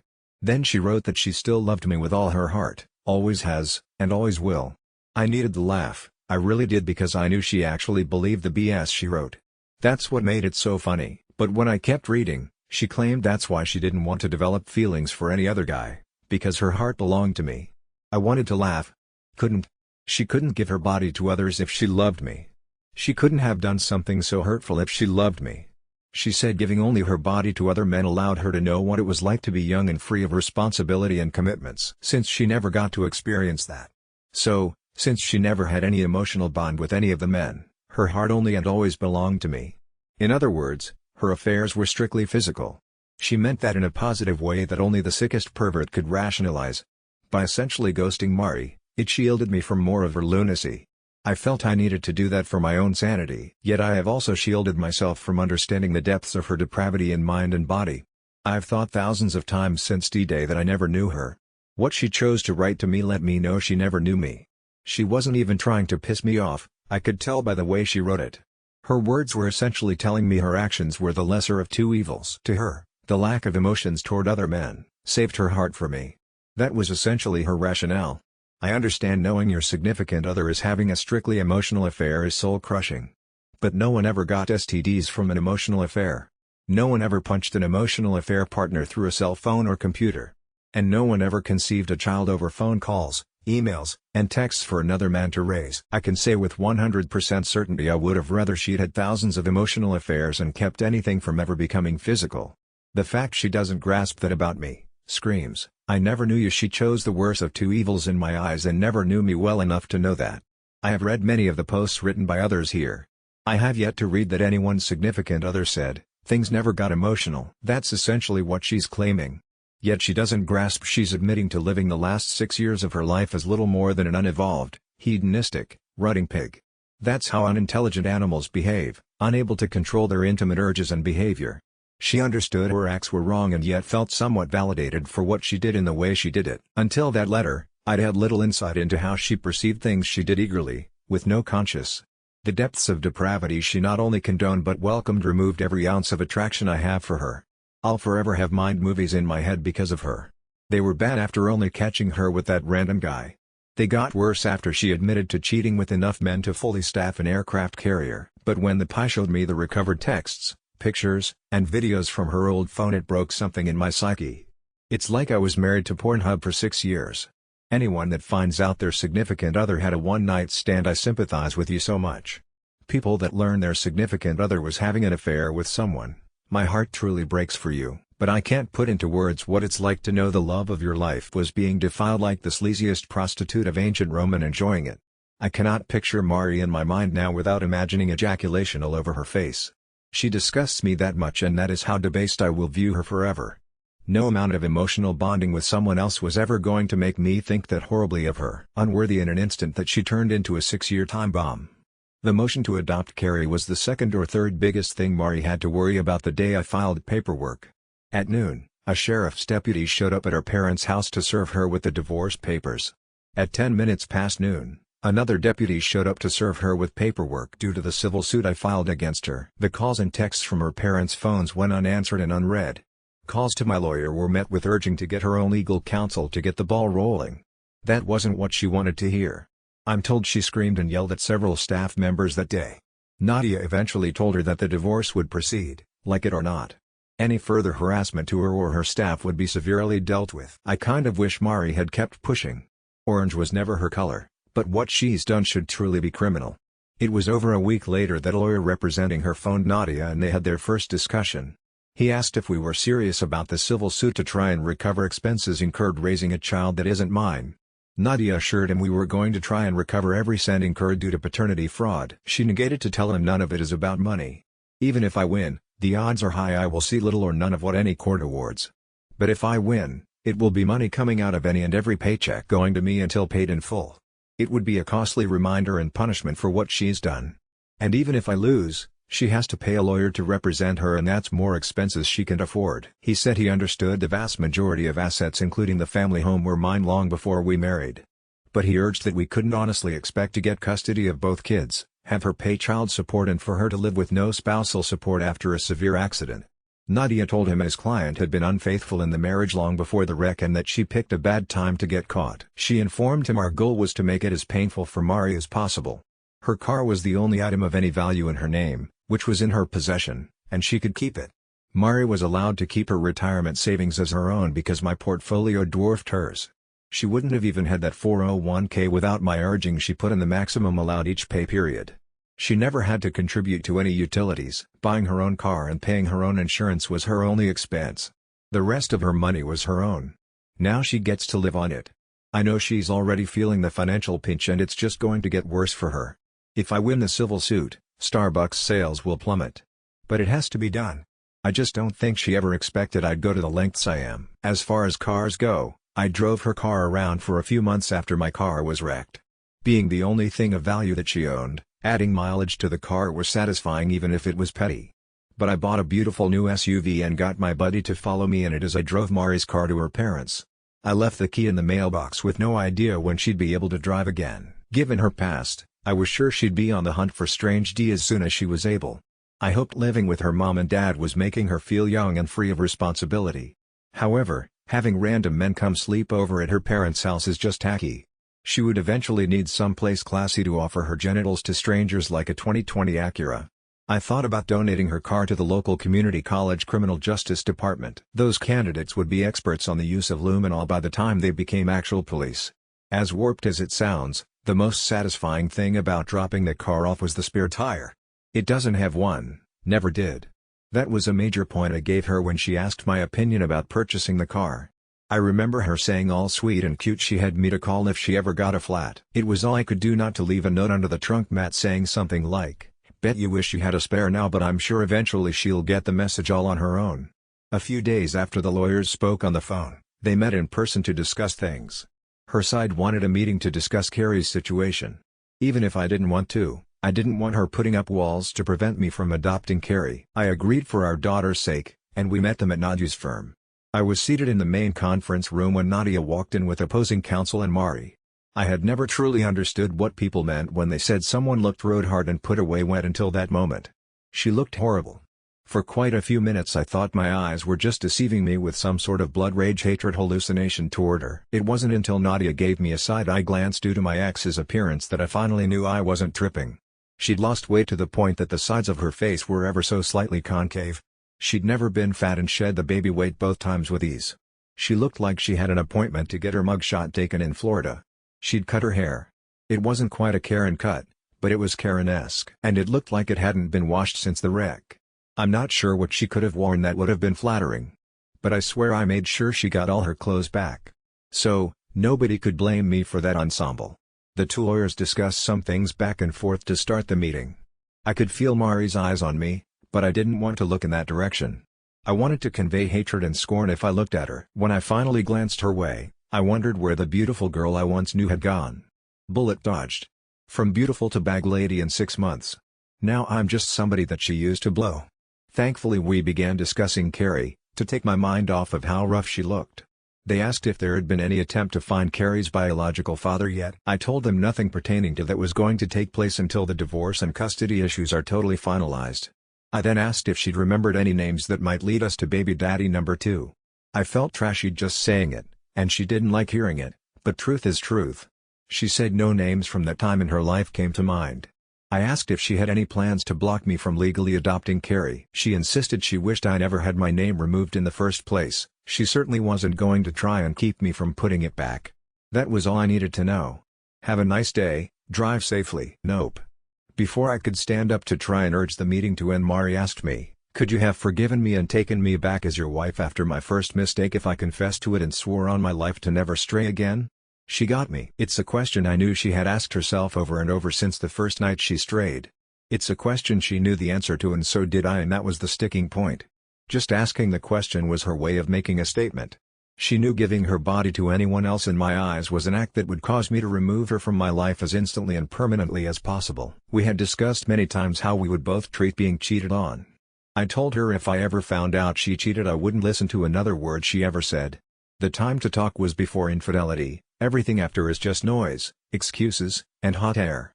After several minutes of silence, I reluctantly told her she already knew I would not have given her a second chance. Then I asked her if I'd had an affair baby with a random hookup and brought it home 6 years later if she'd look after it. It got ugly from there. She said I was doing everything in my power to hurt her now. I didn't deny it. She said I'm not her parents and that I don't get to punish her for being bad in reference to the civil suit. I made sure she understood the divorce was to punish her. The civil suit was hopefully literal payback I was owed.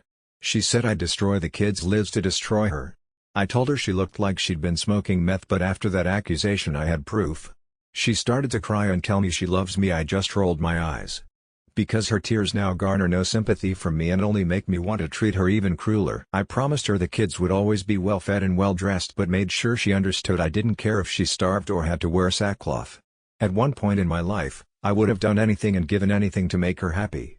I asked her if my all wasn't good enough for her to be faithful, what more I could have done for her to not betray me. She said she betrayed herself. I yelled that she betrayed Carrie. I told her she betrayed everyone in her life. The lawyers calmed things down, and Nadia shared a proposed temporary visitation agreement with them. Knowing which weeks she will have them, will allow her to schedule doctor appointments better. I warned her that while it is none of my business what she does, nor do I care not to have any strange men around the kids. She said she hadn't been with anyone. She didn't like me pointing out she'd told me that once or twice before.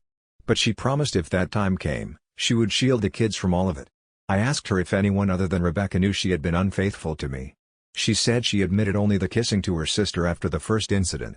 Her sister freaked and cursed her the hell out for 5 straight minutes. Mari knew she could never tell her sister how far she actually went, but no one but Rebecca knew about all the hookups. She asked if there was any chance of us getting counseling to see if things could work out between us. I asked her why I would want a marriage with a dead bedroom. She pointed out we never had a dead bedroom. I explained it was sure as hell dead now because I'd never touch her nasty back again with a body count higher than COVID. Mari asked if I hate her. I'm not sure if that was a yes or no question, but with every fiber of my being, will have to suffice. So, there's that. And that's essentially where we are. Just waiting for the divorce case to go before a judge. The civil case can't even go on a docket list until the divorce trial ends. The kids are doing well, given the circumstances. They get to see both sets of grandparents more. If there is any positive in this mess, there is that. And yes, I know I have to let go of the hate. I am seeing a therapist. But it took me quite a while to find one I like. Even she acknowledges I have a lot of legitimate reasons to hate Mari. I'm not the kind to seek validation. But knowing my hate isn't irrational helps quite a bit. I know it isn't good for me. My new therapist is helping me vent and try to let go. I'm not very good at meditation, but it's new to me. My first therapist was okay for about 4 sessions. The first session is always essentially introductions, no matter how much you share on the paperwork. She seemed very positive at first. Sympathetic yet encouraging. She assured me I was doing better than most at being a good dad, which was nice to hear. But when we started talking about issues in the past before the cheating started, her tone changed. It's not a direct quote, But she kind of insinuated that sometimes we do things that hurt or irritate our partner, but they say nothing. If those issues fester for weeks, months or years, it's like a powder keg that we helped create. No, she didn't have a Belgian accent. But I do have enough pride and common sense to know that despite any and all my faults and mistakes, no part of me deserved what Mari did. Nothing I had ever done to her made even 1% of what she did to me righteous actions. So, I got a new shrink. I tried a few therapy sessions with a guy. He could understand the feelings of emasculation and mind movies. He could grasp how it's all overwhelming. I just didn't feel comfortable with him. Thank God I'm pretty much all cried out.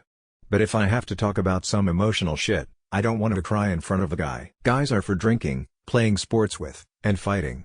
We don't discuss why Gary's wife is emotionally unavailable to him and doesn't understand his love language. This guy doesn't anyway. Part of me wanted to give him more of a chance. But I didn't see us developing any rapport. If it makes me intercourse-iced, so be it. I just feel more comfortable in confiding in a woman. That's my preference, and I finally got a good shrink. She was the only daughter in her family with 3 brothers, which takes care of having some understanding of men. Her specialty is coping with infidelity and grief counseling. When I told her about the events that led me there, she used half of a box of tissues. She said she's amazed I'm doing as well as I am. Still not sure if that was meant as encouragement or genuine shock I'm not institutionalized. I'll call my therapist Sarah for the purpose of this post. But she's helped me quite a bit just by listening. She says I am difficult to read and that my outward appearance doesn't match my friendly personality. She noted that I use humor to diffuse tense situations and disarm people. I told her it ruins the fun if she calls me out on my BS beforehand. But she is figuring me out. She says I have to figure me out now. She was adamant she was there to help. But rebuilding my life and myself, it's going to take effort by me. I can't just pay someone else to do the work for me. I'm going to have to take stock and see how genuinely damaged I am, repair what I can, amputate what I can't. It's going to hurt, even more than I've already hurt. But I have to come to peace with all I've lost because it's not coming back. The kids see their own shrink, 40 minutes with each and then 40 minutes with the 3 of us twice a week. They've been doing great. The therapy is allowing them to come to terms with the inevitable. I was a little concerned how family therapy was going to go due to how I feel about their mom. I've been silent in sessions when they have expressed missing their mom or wishing we were all still together. I thought about showing them on the doll where Mari hurt me, but dolls don't have a soul. Sometimes I don't feel like I have one anymore either. I have gone out of my way to try to be sociable and lean on friends. But given what I have ahead of me, small talk feels too trivial. I know friends are tired of me venting, I would be. I've tried to not go on a rant, but the betrayal still eats at me. It's still always at the back of my mind. Then of course if we go out for drinks, they are pointing out this girl or that girl. Like I know they are conventionally pretty, but I have no interest in getting to know them. And unlike my wife, the hygiene issues alone would prevent me from doing any hookup activity even if given the chance. Rest assured, none of these young ladies has left any of the establishments suicidal because they couldn't bed me. The lack of interest was totally mutual, nobody loses. But this hasn't just affected the way I look at women, it's changed the way I've looked at people. I feel like I'm second-guessing everyone's identity and sincerity. Before all of this, Mari was someone I truly admired. It makes me question the other people in my life, both male and female, that I've admired over the years. She hasn't made me a misogynist, she'd turn me into a misanthropist. Despite any shame or guilt she feels for what she's done, I know carnal activity again with the next guy will be easy for her. She'll start eating better, gain some weight, and guys will be hitting her up in no time. My point is she'll move on intimately with ease. I can't do that. I won't do that. I already feel filthy inside and out knowing all the sperm, ball sweat, spit, and stink from other men she subjected me to. I feel she's defiled me, because I've been with her, I feel tainted. She didn't just kill any desire for her, she's killed any desire I have for intercourse at all. As odd as it sounds, Mari was it for me. She was beautiful, I didn't have a need to look at other women. And I thought what we had was special.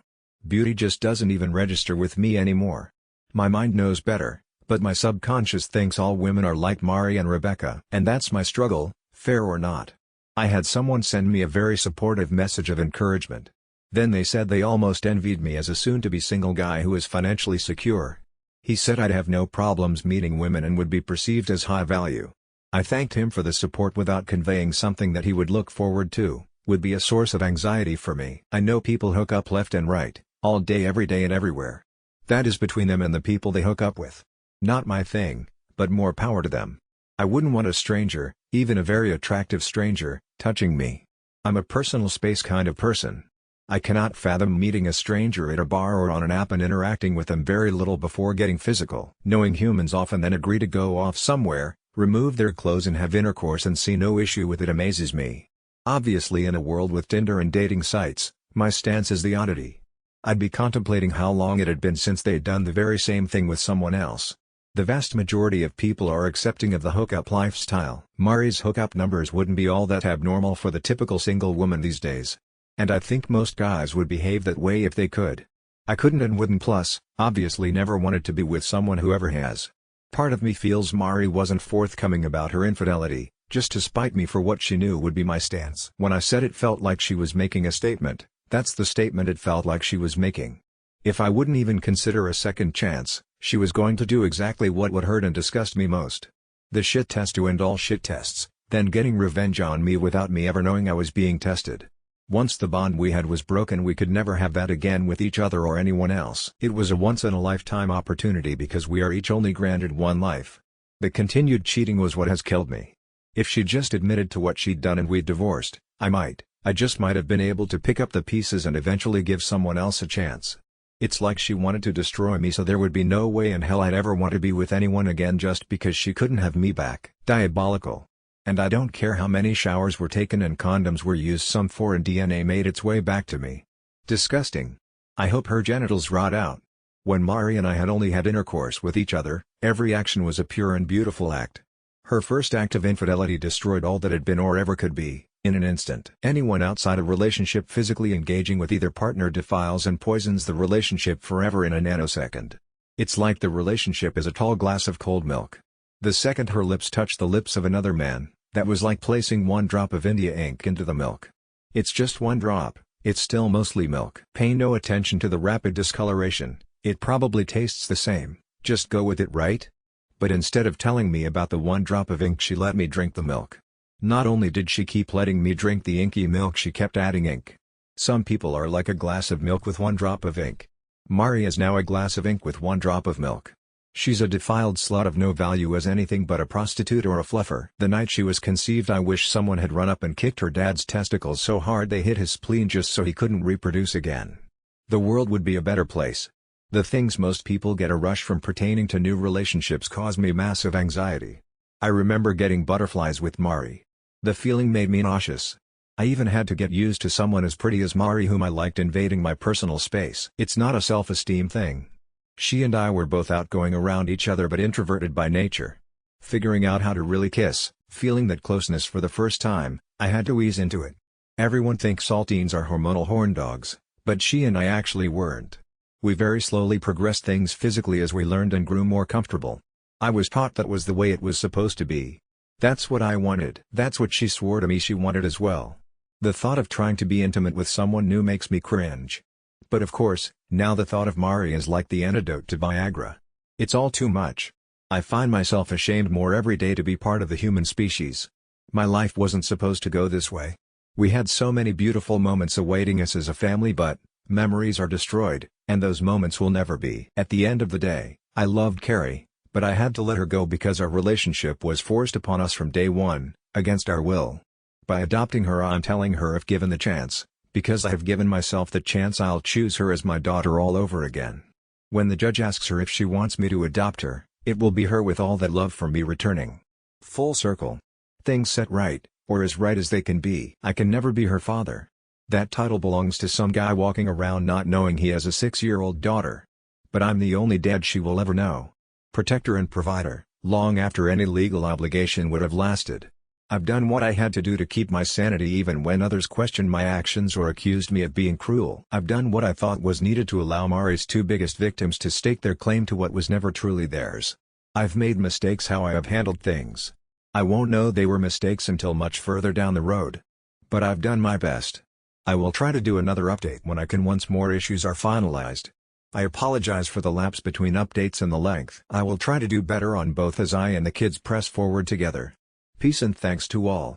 Previous posts TLDR, my name has been removed from my now stepdaughter's birth certificate, who will no longer be my stepdaughter after I divorce her mom. But I have applied to legally adopt her as well as get custody of her and our son. I hate my soon-to-be ex-wife, but that hate is for valid reasons and I'm working to release it. I'm doing everything I can to make her life hell until that hate is gone. Carrie and Michael are going to both realize they have a great dad. Update: my life was wrecked 47 times. TLDR and previous links at bottom. In an attempt to fulfill my promise to update more often with shorter posts, this will hopefully accomplish both. My apologies if any of my previous posts caused eye strain or an aneurysm. I assure you all that was never my intent. Someone asked in the comments of my previous post about Rebecca and if I've had any interaction with her. Just so no one has to go back and read that response, I will explain where things stand here as well. I have not seen or communicated with Becca at all since that fateful morning. I do not know how prominent she now is in Mari's life. I don't know if they have had any contact, but would imagine they have. The kids have not mentioned Rebecca at all. What they tell me is the extent of what I know, which isn't a lot. However, a few weeks after all hell broke loose, I confided in an old friend exactly what was going on. I chose the friend I did because his wife is a notorious gossip.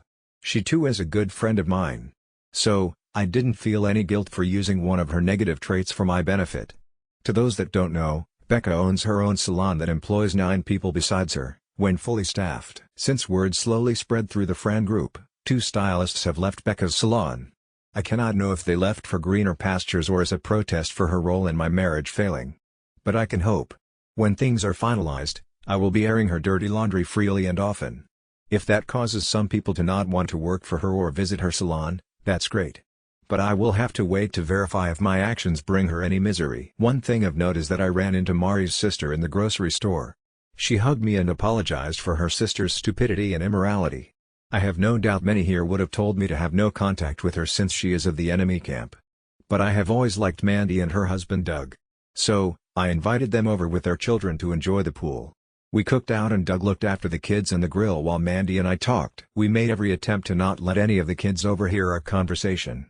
Thankfully they were all distracted by the pool and plenty of good food to let us talk at length. To make a long story short, Mari's family knew she cheated on me with more than one man. But Mari blew smoke up their collective asses when it came to any admissions about body counts. Mandy and her parents were told Mari had a couple of short-term affairs after Michael was born until she got caught. When she used the term a couple, I asked how many Mandy considered a couple. She replied 2 or 3. I went and got the folder containing just text exchanges between Mari and guys she'd intercoursed for Mandy to view. As she perused through the pages, I explained we were able to verify 47 different guys Mari had engaged in intimate activities since Michael was born.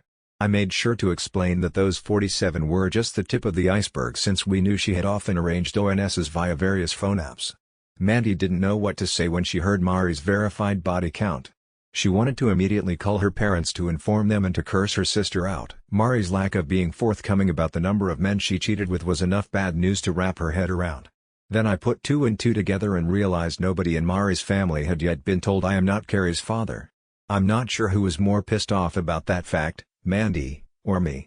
But Doug had to stop grilling to attend to his wife due to the tears she couldn't hold back. She walked around to my side of the picnic table and gave me a hug as she told me repeatedly, she was so sorry. Doug was stunned. He gave me a pat on the back after making sure Mandy was okay and told me we'd go out for drinks later that week. My soon-to-be ex-wife may be a piece of dog shit. But her family and the people that married into that family seem to be as good as gold. But I will continue being cautious about how much trust I allow. I filled her in on what actually happened that morning and how I came to find out paternity results. She was stunned to say the least. When she told me she wished I'd punched Becca squarely in the nose, I had to ask Mandy's opinion of Becca. Mandy said she never liked Rebecca even as kids. Mandy is 4 years older than Mari, Becca and me. She was a senior when we were freshmen in high school. Mandy said that more than once she caught Becca stealing makeup from her room but was unapologetic. She said she despised Rebecca because she'd always been manipulative and loved causing drama for others. She even told me she tried to be a big sister role model for Becca, especially after Rebecca's dad divorced her mom. But Mandy said she'd always been an ungrateful little bitch who wouldn't listen to anyone. I asked if she knew Mari actually wanted Becca as her maid of honor initially. She never said yes or no, but the profane stream of consciousness let me know she was unaware. I filled her in on things Mari had told me via letter and in the company of attorneys. She was as shocked over Mari's reasoning as much as anyone. She stated their parents hadn't raised them to be like that. She said her sister had declared she never wanted to be with anyone but me long before high school. I'm not sure if that means Mari was deceiving herself from a young age or feelings changed. I just know humans cannot truly love someone and offer their body freely to others. Either the love was never real, or it had died long before I knew it. Mari has made the claim that her heart now and has always belonged to me. I now know that was total bullshit, and I wonder if she was even capable of love. Not that it matters now, of course. If her heart truly belonged to me, I'd be selling it for transplant to the highest bidder, even though I know it's defective. After lunch the kids kept playing, so I got to talk with Doug and Mandy at length. She filled him in while I went and got ice cream for the kids and served them. When I got back, I could see tears in Doug's eyes, and he gave me a long brotherly hug before I sat back down. He asked about the guy I caught Mari with and how much damage I did. All I could tell him was when I left the guy was unconscious and his lower eyelid on the left side looked like it belonged to a hound dog due to sagging. No police ever contacted me. So, I knew his friend never took him to the cops, but I knew enough to know his orbital bone fracture would require surgery and I never got the bill. Doug said I should have killed the guy. I told him if Mari and Becca hadn't jumped on my back to weigh me down, I probably would have. But I'm glad I didn't. Doug asked if anyone had any idea who Carrie's father actually is. I explained the soon-to-be ex had ducked around with far too many guys to know, but I told him the search will go into high gear once all divorce and civil proceedings have been completed. They were both glad to know Mari will get slaughtered in the divorce. They were both glad to know that therapy for all three of us had helped tremendously. When I told them I was anxious for Mari to start working again so she could pay child support and whatever civil fine she ended up owing, they laughed. Doug said if paternity fraud was a crime, Mari would get the death penalty. I told him Mari may as well have committed maternity fraud because any woman that could do what she did was no mother at all. About an hour after they left, my phone started blowing up with calls and texts. The caller ID let me know Mari's mom and dad were both reaching out, as well as calls and texts from numbers with no ID. Then Mandy called and I answered. I could hear her, but there was a lot of screaming and yelling in the background. She stepped outside away from the noise to tell me she'd filled her parents in on all of the truth. Her dad was busy throwing Mari's belongings into her car. Her mom cried and told her what a disappointment she'd become and how ashamed they are to have raised such a slut. Call me old-fashioned, but when your mother calls you a slut, it's pretty safe to say you stayed on the train to Horseville 1, 2, or even 47 too many stops. I could hear Mari crying and pleading that she had no place to go. Instead of gloating she was getting some of what was coming to her, I thought of the kids. I have no issue with Carrie and Michael staying at their grandparents' house, but anywhere else I could think where Mari might go, there was no way in hell I was going to allow them to stay with her. If she went to Rebecca's, there was no damn way I'd allow them to be anywhere around that bimbo beautician. Even if she somehow managed to secure a hotel room with her limited earnings, I didn't trust her not to have some random duck boy stay over. I was happy her family knew some of the truth, but I knew that doing so was going to cause visitation issues. Yet if she didn't find a stable and safe place to stay, I knew the court wouldn't allow any form of unsupervised visitation. Getting to see her kids with supervision for an hour or two every other weekend was going to hurt. But it was a grave she dug for herself with lies and a hellhole vagina. If it meant a homeless shelter or the actual gutter itself, I didn't and still don't care. Mandy and I were still on the phone when I heard Mari come outside and ask if it was me on the phone. Mandy asked what I wanted her to tell Mari. I probably shouldn't have said the truth because Mari snatched Mandy's phone and began to plead with me. She asked why I was so intent on destroying her life. I simply replied because she destroyed mine. She urged I could have my life back if I'd just forgive her. I told her that life was over and never actually existed due to her lies. Again, she lied and swore she loved me. I told her in a not-so-eloquent way that the only thing she loved in this life was herself and cock. She insisted none of them meant anything to her. I told Mari they all meant more to her than me or her family's security, or she wouldn't have risked it all over and over. She asked why I had ratted her out to her sister and parents. I asked why she hadn't been honest with them about everything, especially about me not being Carrie's father. She cursed at me and said I am her father. I cursed back and told her I'm Carrie's dad and always will be. But she should have at the very least told her family the truth. She said that her parents were disowning her and kicking her out. I told her I'd heard, I was happy to hear, and I was going to do everything in my power to make things worse. She said she loves me and asked how I could be so cruel to someone that loves me. I told her she should have been asking herself that question 6 years ago. I told her I knew she felt regret, simply because she was losing everything and now people are hearing the truth, but I explained what she did makes her worthy of being shunned as well as spoken ill of and toward. What she was experiencing from her family is what she in fact deserves. Hawthorne gave Scarlet Letters a bad name. She'd be a worthy candidate. 3 days later Nadia called and said Mari's attorney called to try and set up another time to meet together. We set that meeting up for last Friday at Nadia's office. Needless to say, I didn't want to see or talk to her. but I knew being essentially homeless would have implications on judicial custody decisions. As soon as we sat down together, her lawyer informed me that Mari had been living in her car since her parents kicked her out. I asked why she didn't stay at Rebecca's since the bitch helped get her into her situation. Mari didn't respond. Mari asked instead if there was any way I'd let her come home or if we could do marriage counseling. I told her she needed to ask her parents if she could come home. The house I and her children lived in was off limits to hussies, hoes, and harlots. She and Becca were to stay far away. As far as MC went, she was free to try it with whomever was stupid enough to marry her next, but I was certain she could never be faithful to anyone after living like a total whore for so long. Her lawyer objected to my language and the harshness of my words. I told him he was a money-grubbing whore just for representing such a tramp and asked if she was paying her legal bills via OnlyFans or just blowing him. Nadia put her hand on my shoulder to calm things down and asked if we could all be more civil. I asked to take a break because I'd already loaded my next verbal salvo, and I needed to let off some steam. We took a 20-minute break, and I went out to my car just to get away from everyone. I thought about writing "Home Sweet Home" with my key on the hood of Mari's car. But I knew I was on camera, and I was already dealing with enough lawyers. I could see fast food garbage on the passenger side and piles of clothes in the back seat. Living the nightmare. That's what she'd done to her life and mine. I'm trying with the help of a professional to let go of the hate. But I saw no reason to treat her with one molecule of respect or decency. Everything about her was indecent and sluts don't even respect themselves. At any rate, Nadia urged me to try and keep my answers to the yes or no variety if possible. I agreed to try but explained there was only so much of my ex's bullshit lies and excuses I could listen to. She assured me she'd try to get us through the meeting as quickly as possible. When we sat back down, I just glared at Mari and her lawyer to let them know without saying a word they could both go duck themselves. Nadia started the meeting back up by asking Mari if she'd sought out or received any therapy for herself. She claimed she didn't have the time while dealing with physical therapy, nor did she have the money as her insurance wouldn't cover therapy. Nadia asked if we paid for it if Mari would attend a few therapy sessions by herself. My head turned toward Nadia so fast when she asked that I thought I'd get whiplash. But she kicked me under the table to let me know she had everything under control. Her lawyer immediately said Mari would only see a therapist of her choosing regardless of who paid for it. Nadia indicated that was fine, but that some therapy might help her process her emotions to be a better mother in the future. I still thought Nadia had lost her mind proposing such a thing, but let her keep talking. Her counsel insisted they would talk about it and give us an answer in the future. My lawyer stated that in spite of being opposing counsel, as a woman she wanted to ensure that any women involved in cases she was involved, got the help they need. I won't lie. The way she said it was so convincing I seriously thought my own legal representative had turned on me. Mari asked if we could do counseling as a family unit.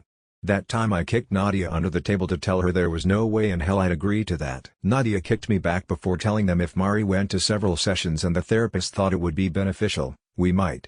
I knew Nadia had a reason to be proposing what she did. Just wish she'd filled me in ahead of time.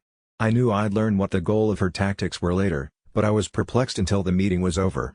I asked Mari if what she is now going through was worth all the cheap, meaningless intercourse with strangers. I seriously wanted to know if being able to whore around for years was worth losing it all. I pointed out she had to enjoy what she was doing, or she wouldn't have kept doing it. I really wanted to know if those experiences were worth losing a loving husband and custody of her children. She began to weep what looked like sincere tears before telling me no. I asked if she felt any actual shame. I knew she felt tons of regret, if for nothing else getting caught. But I wanted to know if she felt ashamed for people to eventually know every deviant detail of her tawdry escapades. She claimed she very much did, especially now that her family knew. I asked if she really thought she could hide the truth from her family forever. She said she hoped to keep it all getting out at least until she started back to work and got a place of her own, but she knew it would come out eventually. She apologized for hurting me, and claimed she never ever wanted to do that. I told her she didn't hurt me, she fucking destroyed me. I told her every single day, all day long I feel pain. It's in my soul, but I can feel it in my joints, my muscles. But Advil brings no relief. My heart is so broken that when she poisoned my soul it seeped into my appendages. On a good day I feel numb. On a bad day, the tension fills my body. Depression causes physical aching sometimes, and some days I wake up feeling sore for no reason. She cried hearing me express the pain her actions were making me endure. I told her to tell me what I ever did to justify her betraying me so thoroughly and cruelly. She just cried harder. I asked her what she thought she deserved from me in life after the things she'd done. Not what she wanted, what she thought should happen to someone who literally ducked her life away. She began to bawl. I was sick of the tears and lack of answers. I was done. The meeting ended with Mari's lawyer trying to get her out of the office as she repeatedly asked me to forgive her. I kept telling her to go home and drive her home somewhere else, because we were done talking. When they finally got off of the premises, I made Nadia explain why she'd proposed I pay for Mari to see a shrink. She explained doing so would be seen as a favorable act by the court. But Mari was clearly unstable and not coping with life very well. If a professional recommended or insisted she need to be hospitalized for her own good, well, c'est la vie. In a distraught state, it is very easy to get yourself institutionalized at least overnight. Allowing her to see a professional might get her some help, but it also might help us when they see how frazzled she's become. She deceived me for more than 6 years about my entire life. I feel no guilt in not revealing my true intentions of why I actually want her to see a shrink.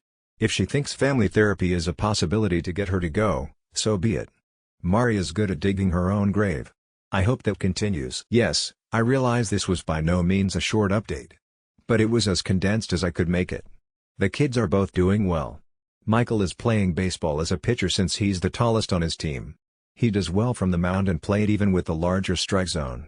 I'm taking him along with Doug and his 2 sons to see the Sox play the Tigers next week. Miss Carrie is as beautiful and sweet as ever. She loves the pool and it's been great having friends over with their kids to enjoy it. I want to raise 2 kids that are too busy with life to have their nose pressed against a phone. That may warp them to the point they feel out of place in society. But they'll be my warped kids. Thanks to all for the kind words and support. Every day seems like it brings a new challenge, but knowing I have so many who have my back means more than words can express. Peace and thanks to all. A few people got the idea. Mandy and her parents knew Mari had cheated on me before I knew. I told her parents about catching her cheating the same morning I told my parents. They knew nothing of her activities before I told them. I did not find out until later Mari had cheated with multiple men, one of which is Carrie's father. I was the one to inform Mari that I am not Carrie's biological father. I just assumed she told her family. When her dad referred to those men, I assumed he knew she'd been with enough guys to give her vagina its own Yelp rating. I love her family. I don't want them to hurt any more over this than they have to. I had and have no desire to put salt in their wounds. Mari admitted to a couple short-term affairs to them, that's it. I was trying to protect Carrie and assumed she'd discreetly tell her family. I cut off contact with them and had been communicating via Jessica and Nadia. Until I ran into Mandy, I hadn't had a sit-down talk with anyone in her family. We came to find out Mari was hoping it stayed that way. Sorry for the confusion. TLDR, my soon-to-be ex-wife hadn't told her family a number even close to the number of men she cheated with or that I'm not the father of her daughter. I told her sister, and she's basically been disowned. We talked. I didn't enjoy it. Stories comments Syask my life is a wreck. Stories comments Sposk 1 update my life is a wreck. Stories comments Svavks my life is a wreck. Reunion update. Stories comments use 3J8 my life was wrecked. I think it was me who asked about Becca in the previous update, and it seems that they are no longer friends since she has not been to her house since they took her from her parents' house. Be careful mentioning too many details about lawyers and legal stuff, as Mary or someone else may find this post. THX for the update. Wreckage final update. Additional edit below previous links. Because I didn't want to make a new post a few weeks ago, I signed into this throwaway account for the first time in almost a year. There were many messages and comments inquiring about how the kids and I are doing or how things turned out.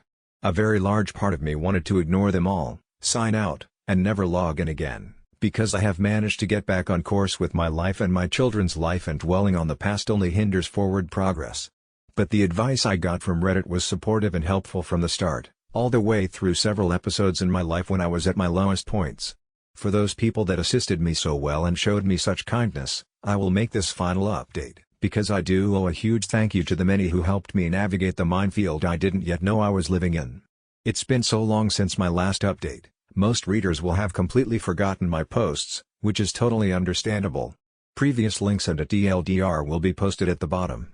This will be a long read, and for that I do apologize. But much time has passed, and many events have occurred, to the point where this can't be explained in 2 or 3 paragraphs. Because things have now been finalized beyond what I ever imagined or intended. When I last posted, my soon-to-be ex-wife Mari had been kicked out of her parents' house for neglecting to tell them I am not the biological father of our daughter Carrie. I had informed them I'd caught their daughter cheating the same morning I told them about our wreck. However, she had not revealed to them that the guy I caught her with was just one in a long line of men with whom she cheated. Mari had been forced to live in her car because she had nowhere else to go after being disowned. Meanwhile, I was in the process of attempting to legally adopt Carrie, after having the court adjudicate I am not her biological father. And my attorney Nadia was attempting to get Mari to see a mental health professional of her choosing, in the hopes it might benefit me. Nadia recommended 2 local psychiatric practices to Mari's lawyer, saying we'd pay for her sessions, or she could choose any other therapist she wished to see. I had some major misgivings about having to pay for the sessions or doing anything that might actually benefit Mari. If you learn nothing else from my experience, take this advice to heart: love them or hate them, always listen to your lawyer.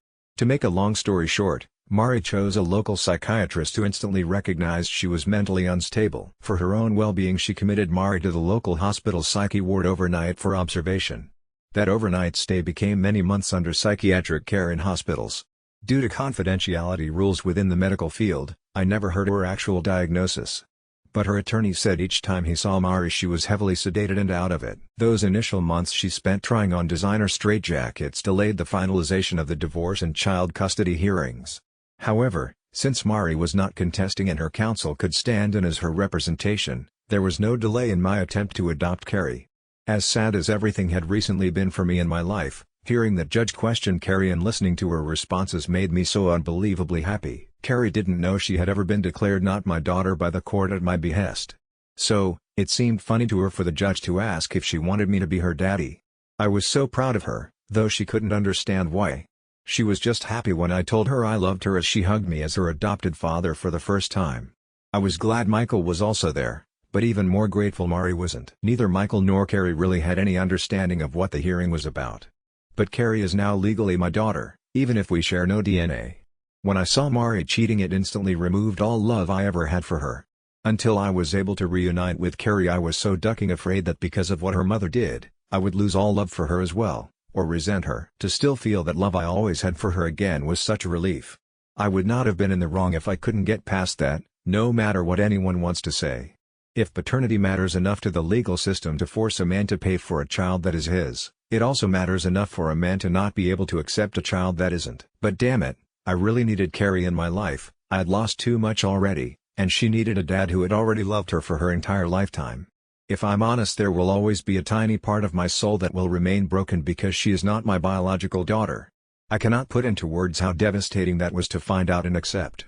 I know I am doing the very best I can as a parent in this situation. I believe time given to children and love is far more important than anything any parent could buy them.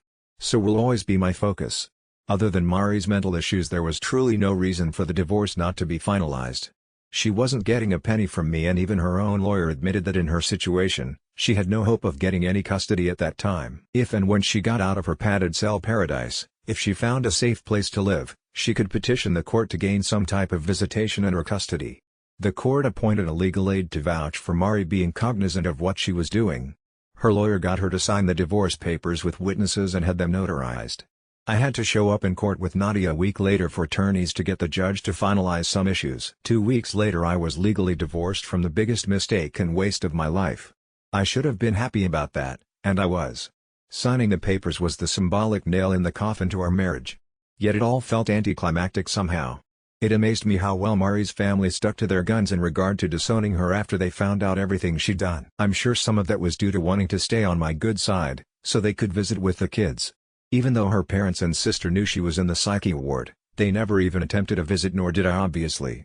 But it was apparent from the times I talked to her parents how disgusted they were by their daughter's depravity. They were embarrassed for people to know what a tramp their daughter had been. I could empathize and sympathize. Knowing Mari had been run through more times than an oscillating lawn sprinkler in July made me ashamed to admit I had ever been intimate with her. Mandy made sure to let everyone know what her sister and Rebecca had been doing, short of paternity fraud of course. Between social media and face-to-face conversations with friends, word got out about their exploits. Within a month nearly everybody knew about her years of cheating and intimate immorality, and they all made plans to give her hell if they ever encountered her again.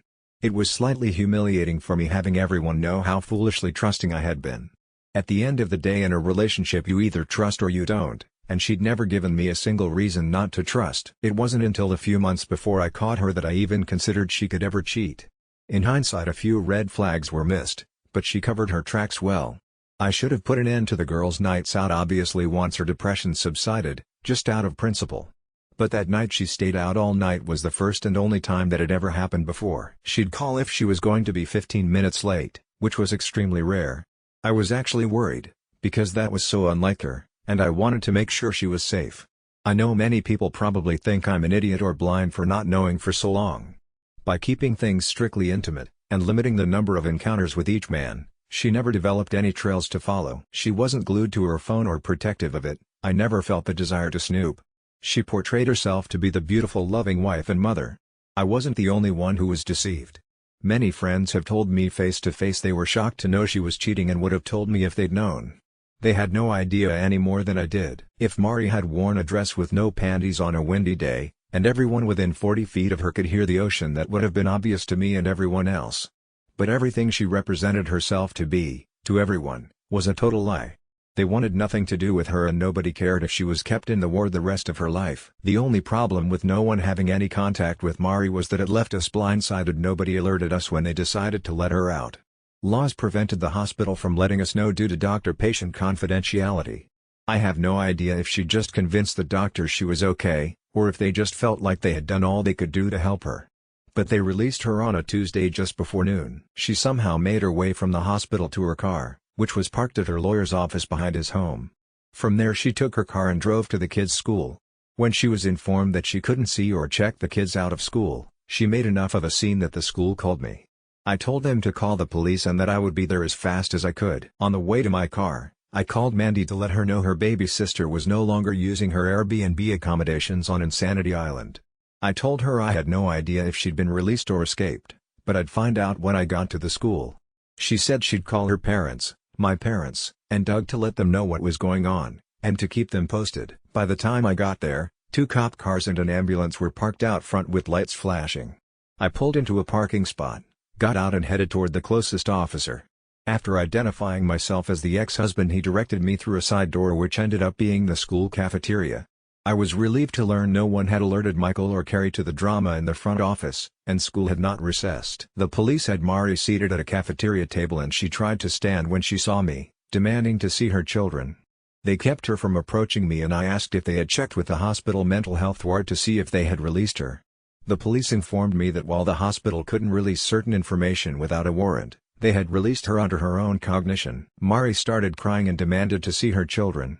I told the cop I had full custody and there was no way in hell they were seeing her in such a frantic emotional state. She yelled at me that she wanted to see her children yet again. I told her to go have her lawyer file paperwork for visitation. But unless I saw an evaluation from some mental health professional telling me otherwise, she was an unfit parent and a manic mother. She said the kids are the only 2 people alive that still have any love left for her. I told her that was probably true, but they're just kids and they don't know any better. The cop laughed, then managed to regain his composure. She tried to come at me, he held her back. She said she hadn't seen her children in months and that they were the only thing that got her through her time in lobotomy land. I explained I really didn't give a damn about her struggle to cope with the consequences of her own actions. But there was no way in hell I was subjecting our children to her lies and drama that day. I told the cop I wanted to file a restraining order on her to stay the hell away from me and the kids. He agreed to file the initial paperwork on my behest but that a judge would have to determine if one was needed and sign it. He then explained to Mari since I was not going to allow her to see the kids, they had already talked to the principal of the school. She needed to leave immediately and not come back onto the premises until she could show a court order granting her partial custody. To my surprise, she didn't make an even bigger scene. I guess she realized nothing she could do at that moment would get her what she wanted. She grabbed her purse and keys before being escorted by an officer to her car. She got in and drove away while the other cop and I filled out the RO form on his tablet and talked with the principal. Soon enough the kids got out of school, and I loaded up Michael and Carrie to take home. I was about 2 miles from the school when I thought I saw Mari's car pull out from a fast food restaurant just after we passed by. I took the next right, and the next right, and the next right until I was on the same street we'd been on. I could see Mari's car up ahead and sped up to try and figure out what she was doing. She was oblivious to the fact I'd managed to maneuver my way behind her. It was obvious she was looking for someone, and that very person was observing her. The kids didn't even recognize her car ahead of them. Thankfully a Reddit user had urged me to get front and rear cameras with audio recorders installed in my vehicles. That gave me all the evidence I needed to prove Mari was stalking me and the kids even after being warned by the cops to stay away. I went straight to the police station and showed the magistrate footage of Mari waiting for us to pass by, pulling out and then losing us. She assured me the evidence would be submitted to the case judge, and I should hear I've been granted the restraining order sooner than later. In 2 days while I was at work, I got a call from the police saying the restraining order had been filed and served that morning. They told me she was to stay 200 yards away from me and the children at all times. She was forbidden from contacting me or the kids in any possible way except via her attorney to my attorney. I was directed to immediately call the police if she did anything to break the RO. I felt some relief that at least I had the law on my side. But I fully expected her to ignore the restraining order by trying to contact me or the kids. To my surprise, nobody heard anything from Mari. Her sister said she had not tried to contact her or her parents. I fully expected her to seek out some type of free legal assistance to file for partial custody, but no one ever contacted Nadia.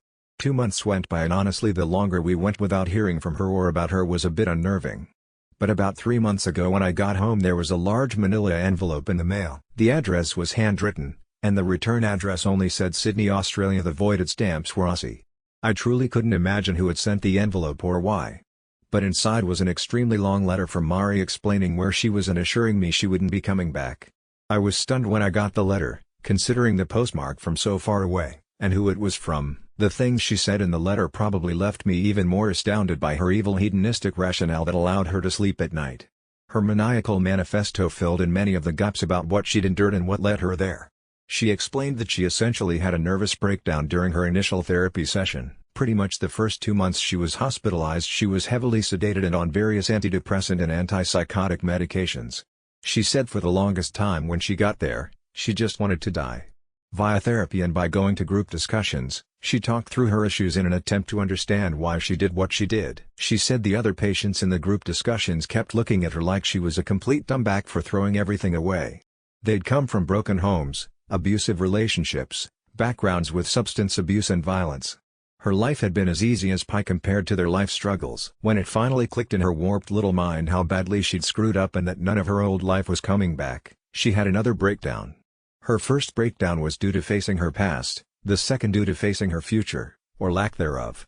She went on to explain her feelings of loss and heartache in some half-assed attempt for sympathy. Mari had the audacity to claim that the morning I caught her cheating, what upset her was knowing I instantly didn't love her anymore, and never would again. She claimed over the years whenever she felt guilt for what she was doing, she rationalized it by telling herself I wouldn't love her if I knew what she was doing, and she wanted me to always love her. She was right, it instantly killed all love I ever had for her the moment I saw her naked with another man. She said to know I truly no longer loved her broke her heart, because despite all that she did she still loved me. She swore just because she'd had intercourse with all those men didn't mean she ever loved me any less. I'd hate to know how she would have treated me if she'd hated my guts. She had the audacity to call me her best friend and soulmate. She had no desire to have any romantic connection with anyone but me. She said having men openly tell her they wanted to do nothing more than duck her brains out and giving herself over to her primal instincts without a care in the world about consequences was such a rush. She confessed that after cheating a few times, Becca convinced her humans were never meant to be monogamous. She said she would have been more than willing to allow me to have intercourse with other women but she knew I'd never want that. She said being able to hook up with some guy she met at the store and be home to make dinner, made being just a mom and wife feel less hopeless and mundane.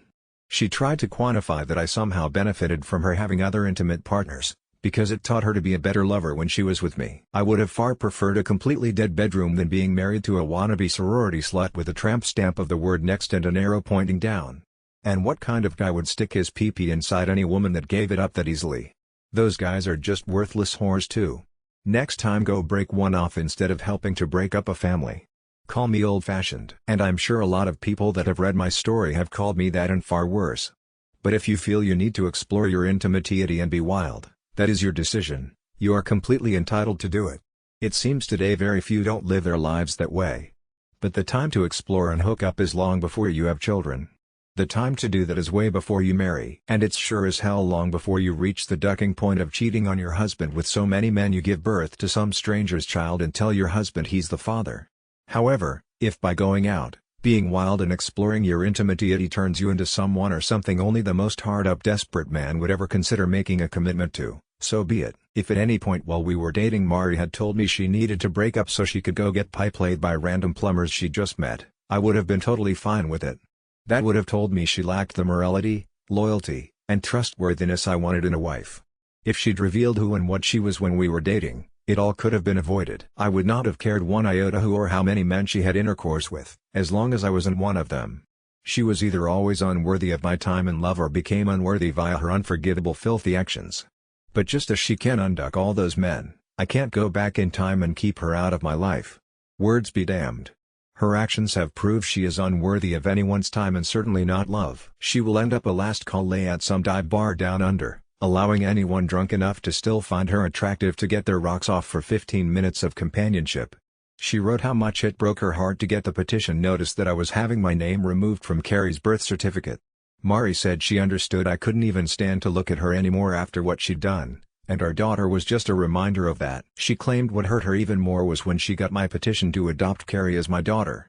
Because it showed her even though I could never give her a second chance, I had enough love in my heart to give a second chance to the very product of her infidelity. She said she struggled with feelings of being jealous of her Carrie. Knowing her kids would grow up receiving all the amenities she took for granted killed her. Frankly, her words spoke volumes about how truly self-centered truly is. She couldn't think of me and put me first, she couldn't even do that with her own children. Yet she hated knowing huge moments of her kids' lives would happen without her around to see them.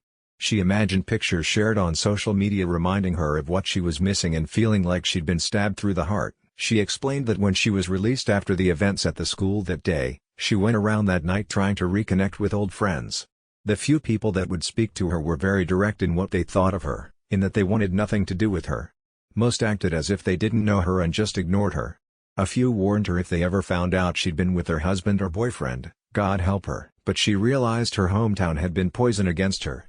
Her former boss and many co-workers knew, so there was no going back to her job. The other driver's auto insurance had given her a decent check each month to live on until she was locked away.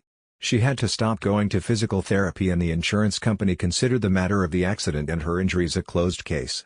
She had no money. Getting a job close enough to potentially see the kids wasn't happening quickly and she had to survive on her own. She pawned a few items to get by while she looked for jobs online, and that's when she said she met some guy from Australia online.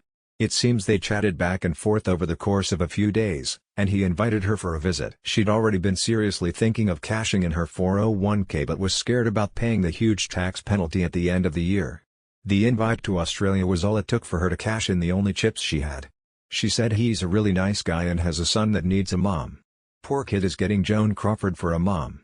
And he's getting Amber Heard for his wife. It's safe to say he has no idea what she's done and what she's capable of. She's his problem now.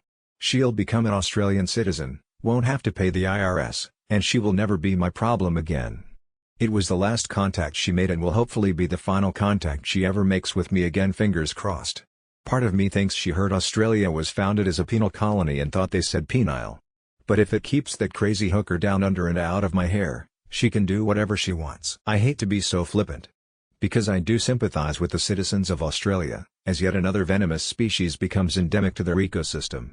But these are the ignominies you have to face as a people, for mocking planetary gravity generation after generation. Yes, I'm giddy that she's gone, and I have every right to be. But Australia, sincerely, thoughts and prayers. You all may want to get some of those guns back. Between providing antipsychotic medication and treating STDs, she may bankrupt your entire socialized medical system. Obviously, I hope she stays away. But a potential arrest upon return for tax evasion with the punishment being time served in federal prison will hopefully seal the deal.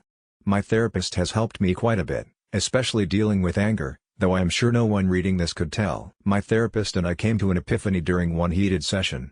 For the longest time I was far angrier at myself than I was angry at Mari. People talk about forgiveness and how it sets a person free. I had so much anger built up inside I just assumed 100% of it was directed toward Mari. Nope. It turns out despite her flaws and missteps I held myself to a higher ethical standard. I was beating myself up with self-loathing because I couldn't believe I'd chosen so poorly. Yes, Mari was the deceitful lying whore, but at the end of the day I chose that whore and ducked my own life up. I can say without a doubt I would be much better off having never loved Mari, and that Lord Alfred Tennyson was a ducking idiot.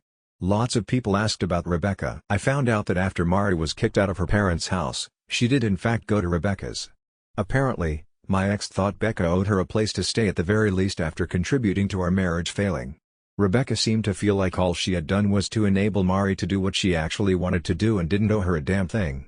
It's an interesting debate topic, one which apparently got heated. I have no idea who won, but that friendship ended with a lot of hair pulling, profanity, and punching. Either way, Word got out Rebecca had been involved in destroying my marriage and things got rough for her.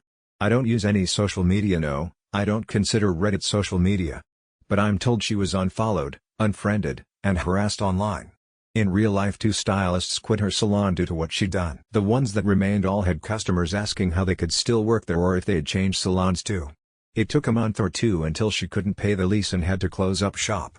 The last anyone heard, Rebecca was working at her brother's restaurant in Connecticut as a hostess. When she left town, I wanted to have her condo bulldozed like Forrest Gump did to Jenny's childhood home due to all the heinous intercourse acts that occurred there. But the neighbors in the other 2 units weren't too keen on that idea. Quite a few people insinuated in comments that there was chemistry or something going on with my lawyer Nadia and me. I thought they'd been doing meth. Turns out, I am as oblivious as always when a woman is interested. After the divorce had been finalized, since she wasn't representing me in the civil suit that never happened, I went for drinks with her and several others in the practice to celebrate. As others left one by one, she said she had to talk to me about one more matter before I left. I assumed she was going to ask for a good review on the practice's website or something. She surprised me by telling me after working on my case she truly appreciated how loyal and dedicated I had been to my wife, and still am to my kids. She admitted over the course of the divorce she'd grown attracted to me but couldn't say anything as she had been my lawyer. She confessed I was very hard to read, and she couldn't tell if I had any attraction toward her at all. But she knew a good man when she saw one and she was going to shoot her shot. It was flattering to hear, especially after you've learned you weren't enough for your wife not to cheat with enough men to field 5 football teams. And Nadia even told me long before I gave her a well-deserved huge bonus check. So as distrusting as I am, I think she was being sincere in what she said. She just told me if I ever wanted to go out and have a drink or talk to give her a call. Nadia is a beautiful woman. I don't think any guys could refute that except for the visually impaired ones. She's brilliant, genuinely talented, she has her shit together. It's pretty obvious she goes to a gym quite frequently. Lawyers like to look good in the courtroom. And she dresses classy intercoursey, which the gentleman in me appreciates. At one hearing when she came into court in a pinstripe suit, I'm fairly certain the judge would have granted me custody of his kids after he saw her. Even as jaded as I am, I have to admit she would be a fantastic catch for any guy she chose to date. But for me, that, or any other juice, is just not worth the squeeze. I already know I would subconsciously judge her for her past, which she certainly does not deserve and could do nothing about. And unfortunately, any women I felt an inkling of interest in would be subject to that same unfair judgment. I had plenty of dudes message and urge me to go on a dating app and hook up with some random, just to get past the fact Mari is still the only woman I've been with. Sorry to the guys that will be disappointed to hear, but I could never do that. A friend showed me the local Tinder prospects. I will not be downloading the app. If I had any desire to get banging my second bedpost notch out of the way, as one message suggested, I would have gone the Nadia route.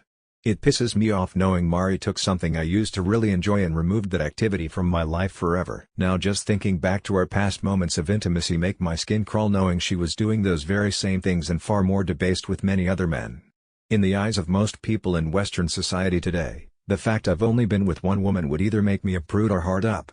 Yet I feel as filthy as a Victorian-era London streetwalker just due to the knowledge I've had intercourse with Mari. She took everything that made intercourse special to me and made it impossible for me to experience again.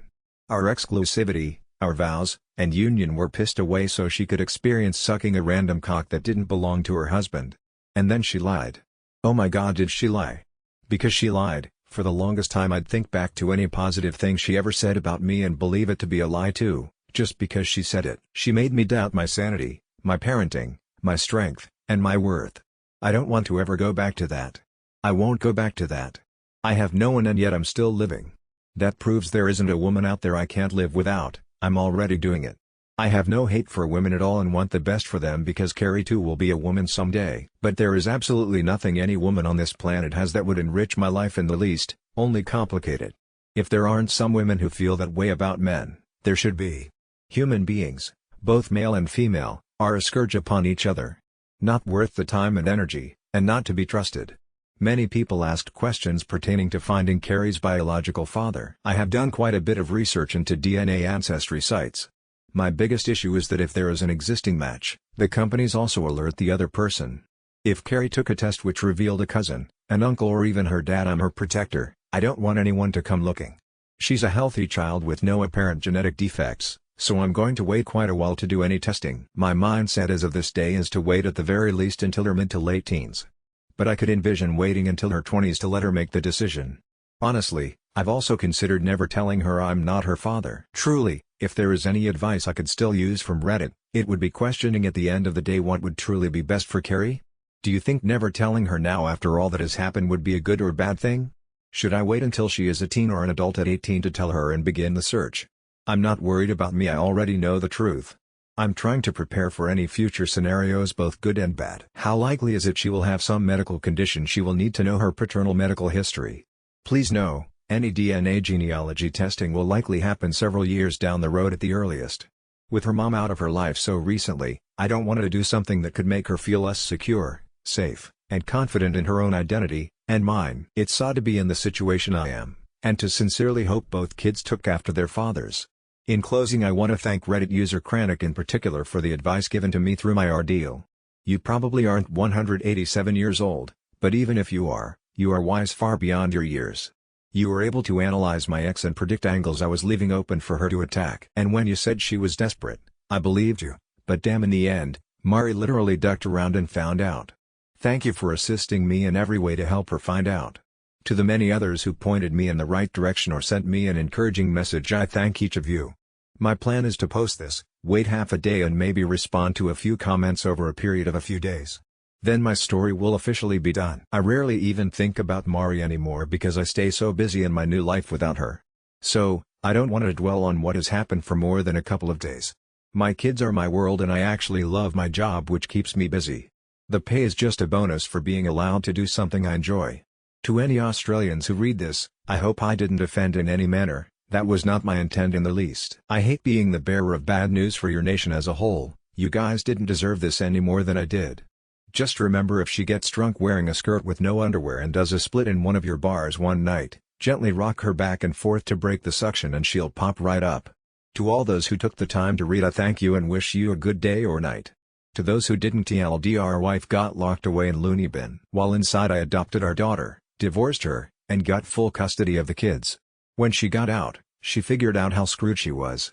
So, she ran away to bone some guy in Australia, and stayed to marry him, hopefully to never to be seen again. Life was wrecked? Source Sharon. Medium Web 2 and Contacts 3 Stories Comments Svavks. My life is a wreck. Reunion update? Source Sharon. Medium Web 2 and Contacts 3 Stories Comments Sposk 1 Update. My life is a wreck? Source Sharon. Medium Web 2 and Contacts 3 Stories Comments Siesk. My life is a wreck? Source Sharon. Medium Web 2 and Contacts 3. I will try to keep this short, but I had a session with my therapist today at lunch. I'd sent her the post to read what I wrote and all the comments. She absolutely loved you people for nudging me towards something with Nadia. She urged me to take it slowly but be honest with her and myself.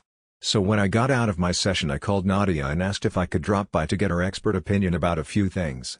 After dropping the kids off at their grandparents', I stopped by the firm to talk to her. Again, I have no game because I never had to develop one.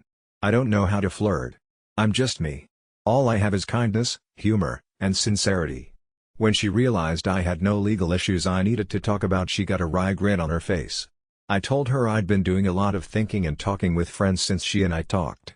I told her I am 100% scared as hell to open up and give her a chance, but I'm also 100% sure I need to man up since she was woman enough to shoot her shot.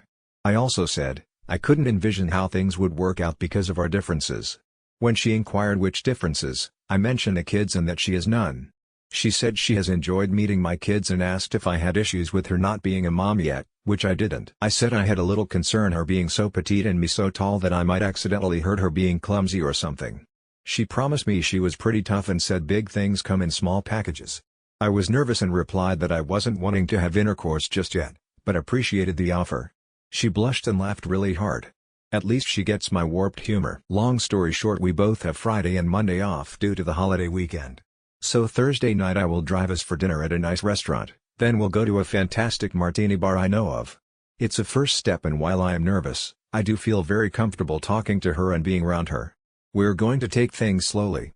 But I can't do this with an audience, so this will be my last post, reply or comment. If things work out, that's great. If not, I can live with that too. I just don't want to feel I'm letting anyone down if things don't work out in any way. So I hope you all understand. I really do thank you all for helping me get through the hell my life became and being in my corner. My therapist thanks you too. May you all know love, Success and most of all peace for helping a stranger online pick up the pieces of his broken life. Bless you all, brother. No words really. Just Godspeed, continued healing and strength to you and your kids. Thanks for updating.